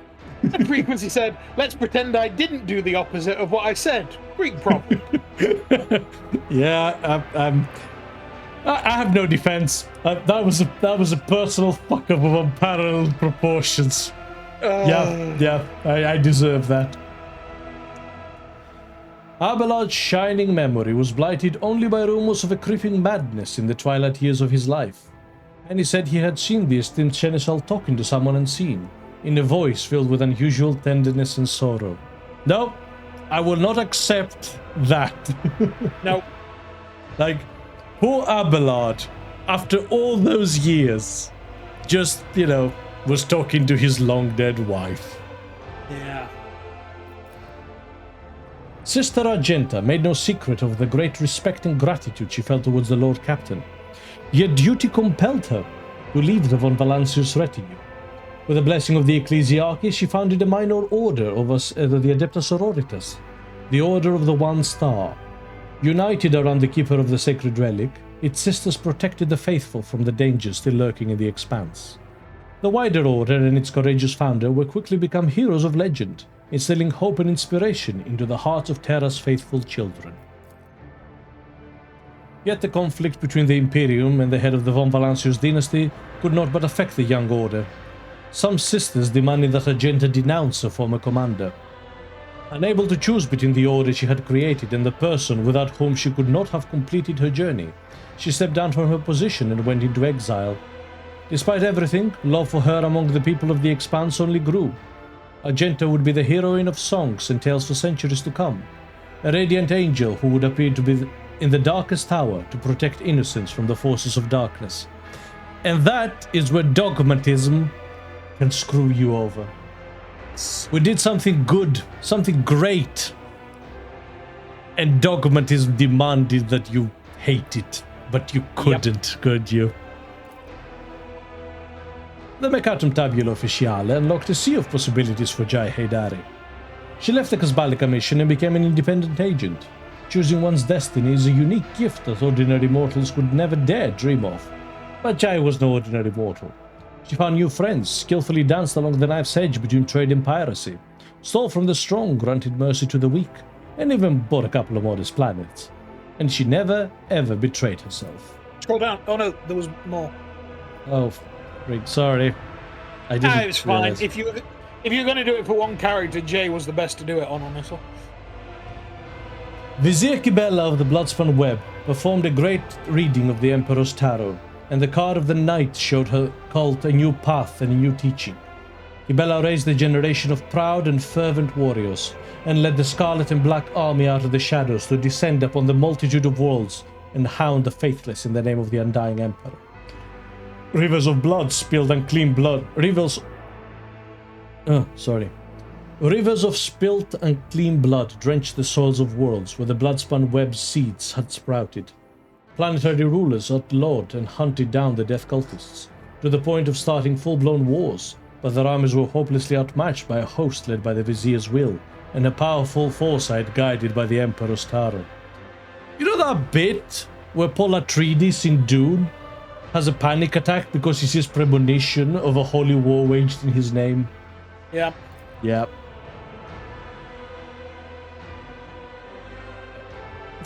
With her newly acquired power and resources, Jehedar expended a great deal of effort to put an end to the cult of the Bloodspun Web. Oh, holy shit. The ease with which she sent assassins after the spinners and spread damning propaganda betrayed her strong vested interest. Many thought her actions reckless and expected a retaliatory strike to be delivered before long, but it never came. With the cards of the Emperor's Tarot spread before her in the darkness, Vizier Kibella performed one reading after another, but as much as it troubled her, she could find no command to end the life of her brazen adversary. Thus, the blade remained sheathed. Mattis Erebus was a loyal and dutiful servant of the RogueTrader. Because of his vehement faith in the Undying Emperor, he was permitted to join the Bloodsworn Web. A decade and a half later, having risen to the ranks of the Web's fourth spinner, he died honorably during an assignment, and his soul passed on to the Undying One. The Vizier composed an enigmatic and profound quatrain in his memory. Heinrich von Valancius, the former interrogator of the Order Xenos, took the mantle of Lord Inquisitor after his mentor's death. Okay. Receiving both Inquisitor's rosette and the duty of defending the sector from the enemies of humanity, von Valancius became the new Warden of the Coronus Expanse. He declared a relentless war against the enemies of humanity, be they Xenos, servants of chaos, or heretics in the Imperium's own ranks. The Inquisitor fearlessly eliminated numerous nests of corruption in the Expanse. After a few decades, he was assassinated by a criminal cartel. Some say the Kasbalika mission, sick of the unrelenting servant of the law, was involved in the Inquisitor's killing. Wow. Unceremonious. Right. Although the Bloodsworn Web provided the Inquisition with many deadly agents, the contradictions between the Undying Emperor's whispers and the will of the Lord Inquisitor slowly grew as the years went by. Eventually the Death Cult splintered apart, and rivers of blood were spilled. A number of the Undying One's servants renounced their Vizier and founded a new cult, bound by absolute loyalty to the Inquisition, which they named Shadows of the Throne. Contrary to expectations, Vizier Kibela was not angered by the schism. Indeed, she saw the new teaching as another thread of service to the Undying Emperor. Until the end of his days, Lord Inquisitor von Valancius wondered just how much sincerity there was in the hearts of the renegades who had agreed to serve under his command. Despite scandalous rumors about a love affair with the RogueTrader, Lady Navigator Cassia continued to accompany her lover among the stars of the Coronus Expanse. For a time, the love was like a candle flame, warm, tremulous, insatiable, and quickly extinguished. When Cassia took the throne as Novator, love gave way to duty. Some praised their doomed love over glasses of Amasek, while others cursed it and spat in disgust. Yet even after entering an arranged dynastic marriage and passing on her precious genes, Cassia kept in contact with the only person she had ever fully loved until her dying day. Aww. In her journeys with the RogueTrader, Cassia Ocelio experienced all the hardships and delights of the galaxy. The invaluable experience and new knowledge helped her to finally conquer her fears and accept herself and her powers. The Lady Navigator became Novator of her house, tasked with addressing the consequences of Tisiphony's rule and the chaos that followed her disappearance. For the duration of her reign, she patiently worked on uniting the feuding branches of the house, forging alliances and expanding the influence of House Ocelio. The Starway Atlas, which contained the memories of Tisiphony and the Zethala clan, lost its power. House Ocelio's navigators once again had to rely on skill alone in the depths of the Immaterium. Many lost their lives, but those who survived the crisis became hardened veterans and pillars of the house. Most of those fortunate souls were young and brave. Too few among them were old and wise. Idirotlas lived several more years after the RogueTrader's grand campaign on Epitaph. Despite her short life, she left behind many legends and tales of her adventures in the Lord Captain's service, and of the terrible warp phenomena that she manifested. Shortly before her death, Idira vanished from her post. Jay disappeared with her. When Jay returned many cycles later, she declared that Idira's last days had been full of joy and adventure, and that her greatest pleasure had been watching the Void Whales play. Now, in announcing the discontinuing of the cycle, the Amonat Collective instilled terror in the hearts of those who revered the theorems of purity, but it gave hope to others. After gathering its disciples and recruiting server soldiers from vassal planets, it ventured to the worlds of the Screaming Vortex and to the infernal forges for the Dark Mechanicus. This march of reindoctrination was meant to seize the stolen secrets of the Omnisire from the hands of the heretics, temper the cult in the fire of battle, and transform it into a tool for both eradication and comprehension. The fleet disappeared in the darkness, and only rare echoes of its astropathic messages were ever intercepted.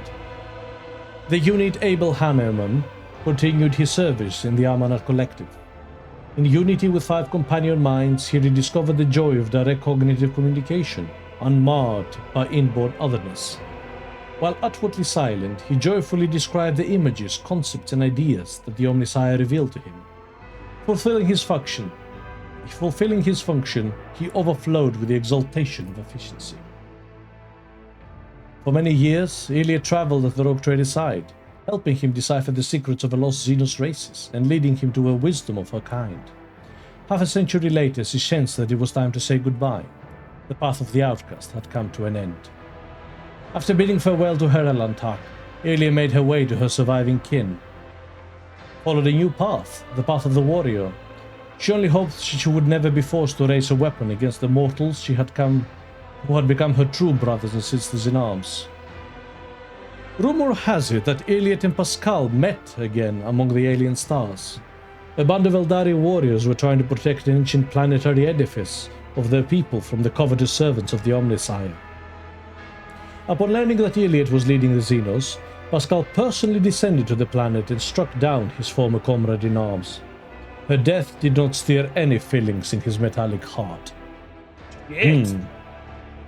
Bloody hell. After becoming Marshal several years later, Solomon Antha began to reform the laws of the Expanse, seeking to imbue them with the spirit of justice.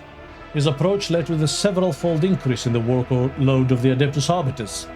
Solomon's solution to this was to assemble the so-called Lex Imperialis militia, which recruited only the most honorable subjects of the Imperium.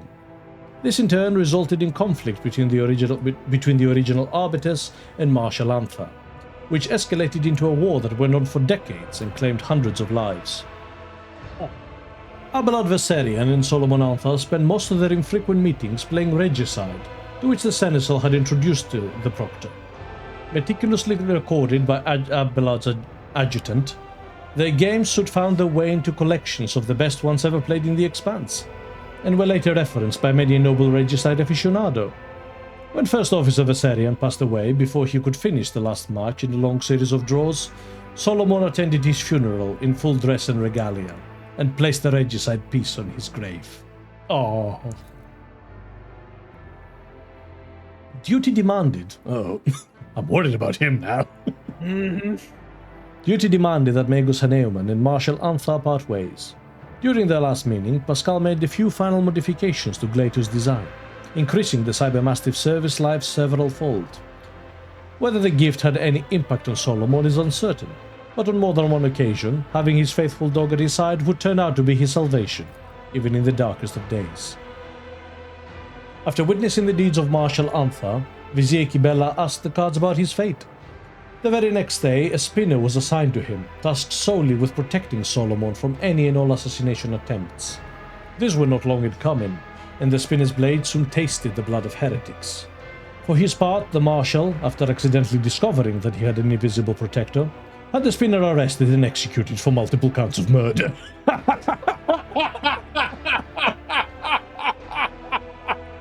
Yeah, that's about right. Yeah. Marajaya Aziriash, also known as the Tempest's Doom, spent several years with the RogueTrader, filling the entire crew with terror. However, with time, his restless and ambitious nature got the better of him. Having grown weary of the company of Monkey, Drukari left the ship. Soon after, the Coronis Expanse saw the rise of a new mercenary group, a motley army of humans and Xenos, led by a bloodthirsty and ruthless Drukari leader. Many years later, Maraja's name was resounded through the Expanse once more. His gang had intercepted a Starsha Viserion's ship. A head was delivered to Abelard with a note informing him that it was a gift from an old acquaintance in remembrance of a glorious past. You bastard. Right. Abelard's grief sent him on a 6-year-long hunt for the despicable Xenos, which was sadly unsuccessful. Not a soul knows how many enemies Marajai faced in his lifetime, but what is known is the name of his last opponent. Once he had left the RogueTrader's retinue, there was nothing to stop him from testing the warrior that had long since caught his curiosity, Vizier Kibella the Blade Dancer. In turn, there was nothing to stop her from executing the Undying Emperor's will by exterminating the Xenos. Both spent several years preparing for this fight, studying each other in the shadows. Their dance took place on a remote world, and bountiful was the offering of blood it left upon the surface. The victor of the battle never appeared on the Coronis Expanse again, and thus the outcome remains unknown. After joining the Stormbiters, Ulfa Thunderlung soon became their pack leader, taking the place of Thorvald, who met an honorable end. The new leader sent a message to Fenris stating his intention to remain in the Expanse. There were too many enemies yet lurking in this hunting grounds that deserved the Allfather's wrath. Legends paved the formidable pack's path in gold. Years later, Ulfa found a battle in which he could meet his honorable death. But the warp was suddenly torn asunder, and ships from Fenris bearing the mark of the wolf's head came to his aid. Saved from the battlefield by his loyal companion, Halbrand, Ulfar accepted the honors of the Dreadnought and was attuned in sacred armor. He was turned into a dreadnought. He ain't dying. Okay, that's just funny. Right. During the blessed ritual, he cursed and demanded to be left to his death, but his brother merely answered with mirthful laughter. When he recovered his senses, Ulfa had led his forces to the Heathen Stars. The Allfather had given him a new mission and in a near-death vision. No one in the Expanse has heard word of the Space Wolves since their departure, yet many believe that one day they will return victorious. It is rumored that the true case of Thorvald Ironhide's demise was treachery. Faced with a superior enemy, the Space Wolves called on their allies for help, but a nearby squadron of the Cognizance fleet withdrew, defiantly broadcasting that the blood debt to Archmagus Amarnat is not forgotten. Ho ho ho! Old! He was not joking when he put him to his shit list. Oh yeah. Such was the echo of the deeds of the RogueTrader of House von Valancius.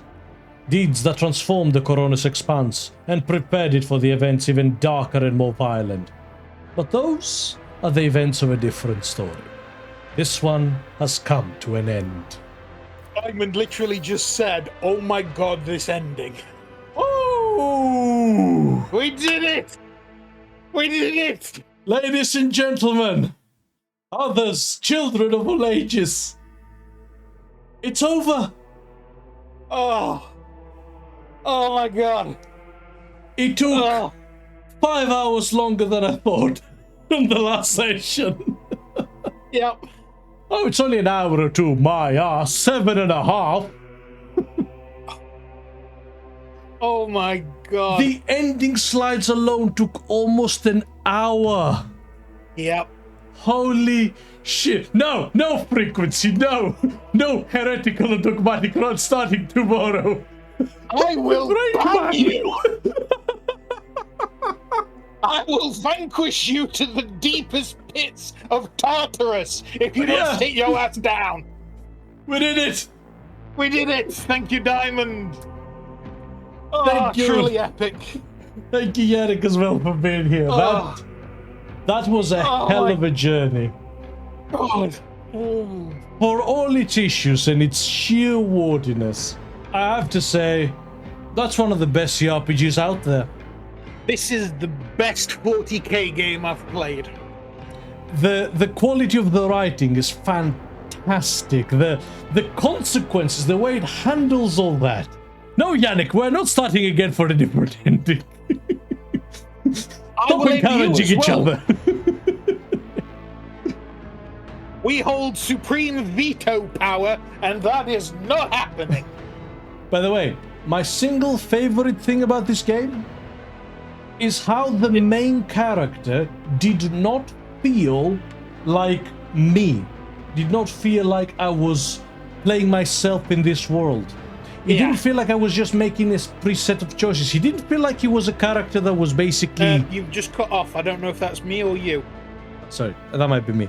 He did not feel like a character that was predetermined, like Shepard, or a complete stand-in like the protagonist of Baldur's Gate 3.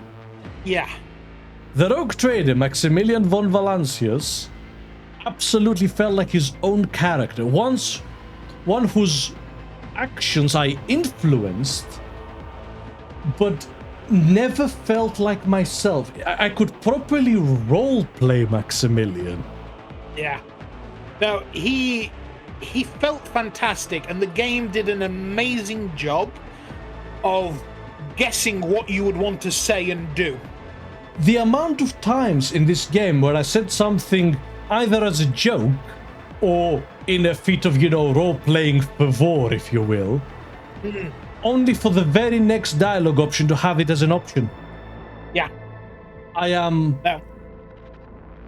flabbergasted. Alucard continues to be the single best studio for CRPGs. Like, if they had the sheer level of quality control, not quality control, resources, production values that Larian had with Baldur's Gate 3, yeah, this would have been so far above and beyond everything else, it wouldn't even be funny. Yeah. Diamond said that totally agree with us. It is the best 40k game.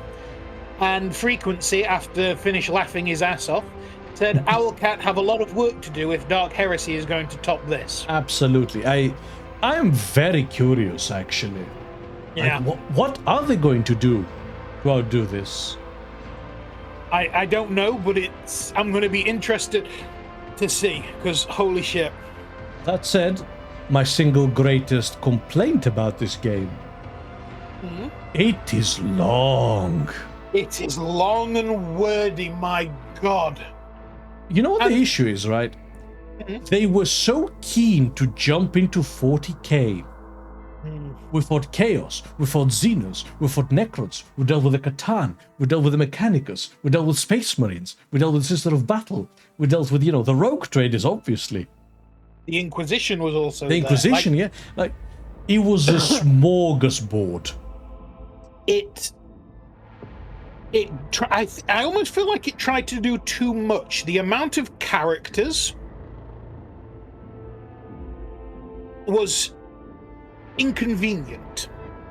Because the party members, actually. Yeah. I wanted to see what all of them had to say in a situation, and we could only bring 5. Yes. It was... There were so many times where I was like, I'm not willing to compromise who I'm bringing, but I want to bring more. Now, also granted, I'd say we easily added 40 hours to the game by just voice acting everything and, just chatting about and making comments and discussing it live. No, you could definitely get through this game a lot quicker if you're doing your own private playthrough, if you're not voice acting everything, not taking breaks to react to the chat and so on and so forth. But yeah, Diamond says that it's long and that's the way it should be, and I like it. No, here's the thing, right? You can get right into the guts of this game. It will let you dive deep. But yeah, and Frequency says they need to quadruple the voice acting. Lovelock. Oh! Holy shit. Oh. Yeah. Yeah, Frequency said, they need to quadruple the voice acting budget for the next one. Yes. More than that, actually. Yeah. I am shocked that our very last confrontation with the Inquisitor wasn't voiced. Yes, same. That was the climax, the big finale, and there was barely any voice acting. Nomos wasn't voiced at all, at any point. No. Like, I understand why. Voice acting is expensive. But yeah, no, absolutely. Like, they need so much more voice acting for these games. They do. They really do. Well, that said, we did it. We did it. I have to say, I'm very, very glad it is done. Yes. I'm very glad we played it. Yeah. I'm very glad we reached the end. I'm even more glad that we reached an end I was happy with. Yes. Yes, absolutely were. Like, we made a positive influence on 40k. That feels like a heroic ending. It's one of my biggest complaints about the 40k setting, that we don't get any there's nothing positive to build on. And like, here's the thing, right? It wasn't all sunshine and rainbows. There was a lot of issues, but there was something there. And yeah, that's made my day. That has. It's genuinely brilliant. Should I worry that we're scrolling for 10 seconds and we're still on the A's? Oh, fuck me. There's the B's. Oh, Jesus. But yeah, no, I would just like to say a massive thank you to everybody who has joined us on the streams, watched the VODs back, gone to the YouTube channel and subscribed and commented, and just thank you so much, everybody. This has been a real undertaking, and we're so glad that you joined us.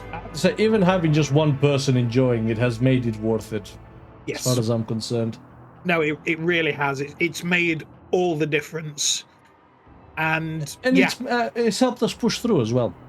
Yeah, absolutely. At about that 100-hour mark, I was actually starting to flag. But you all gave me a second wind. Yeah. So, no, it's been really enjoyable. We're not entirely sure what we're going to be moving on to next. Thankfully, we have a little bit more time because Richard's actually busy tomorrow. So. Yeah, I'm busy, so I won't be able to stream.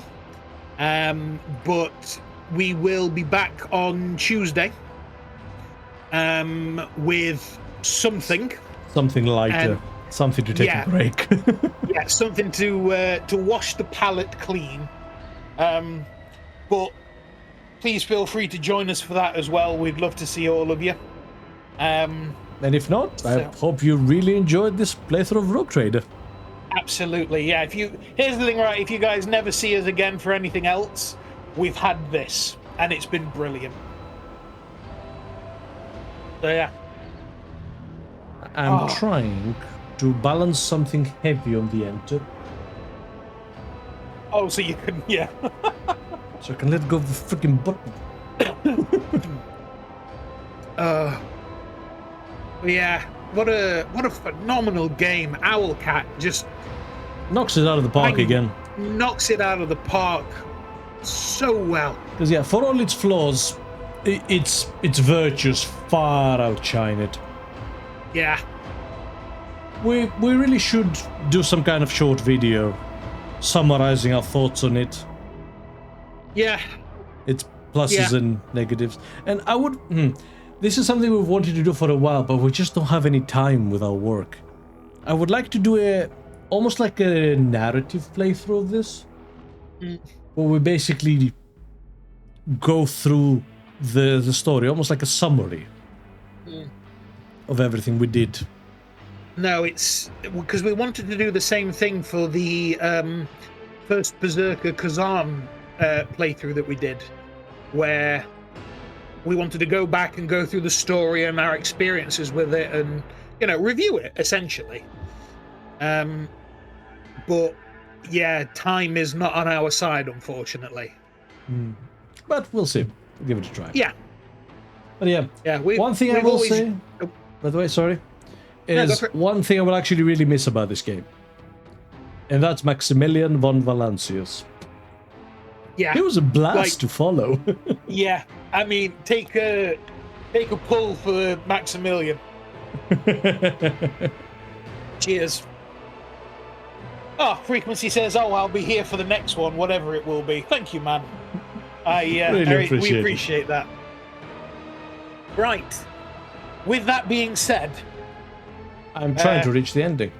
Yeah, I'm going to do the spiel and hopefully we'll reach the ending by there. So, we'll be streaming again on Tuesday. If you would like to join us there, we'd love to have you. Please check out our videos at the YouTube, the R&D Experience. Well, now you have a complete playthrough of RogueTrader. Start to finish. And please join us on Twitter or Blue Sky to be kept up to date with what we're doing and when we're doing it. Okay. Did it freeze or... Oh, Nope. well, there we go. Oh, we're done. I just want to make sure there's nothing at the end of this. Yeah. Okay. Brilliant. Do your spiel. Ooh. So, yes. Frequency says, that said, I hope you guys haven't already played. I hope one day you play the Control and Alan Wake games. Don't know about them. But we'll have to have a look in the future. But yes, thank you everybody for joining us, and we will see you next time. Thank you very much. Have a good one. And, Maximilian von Valancius thanks you. Maximillian signing off.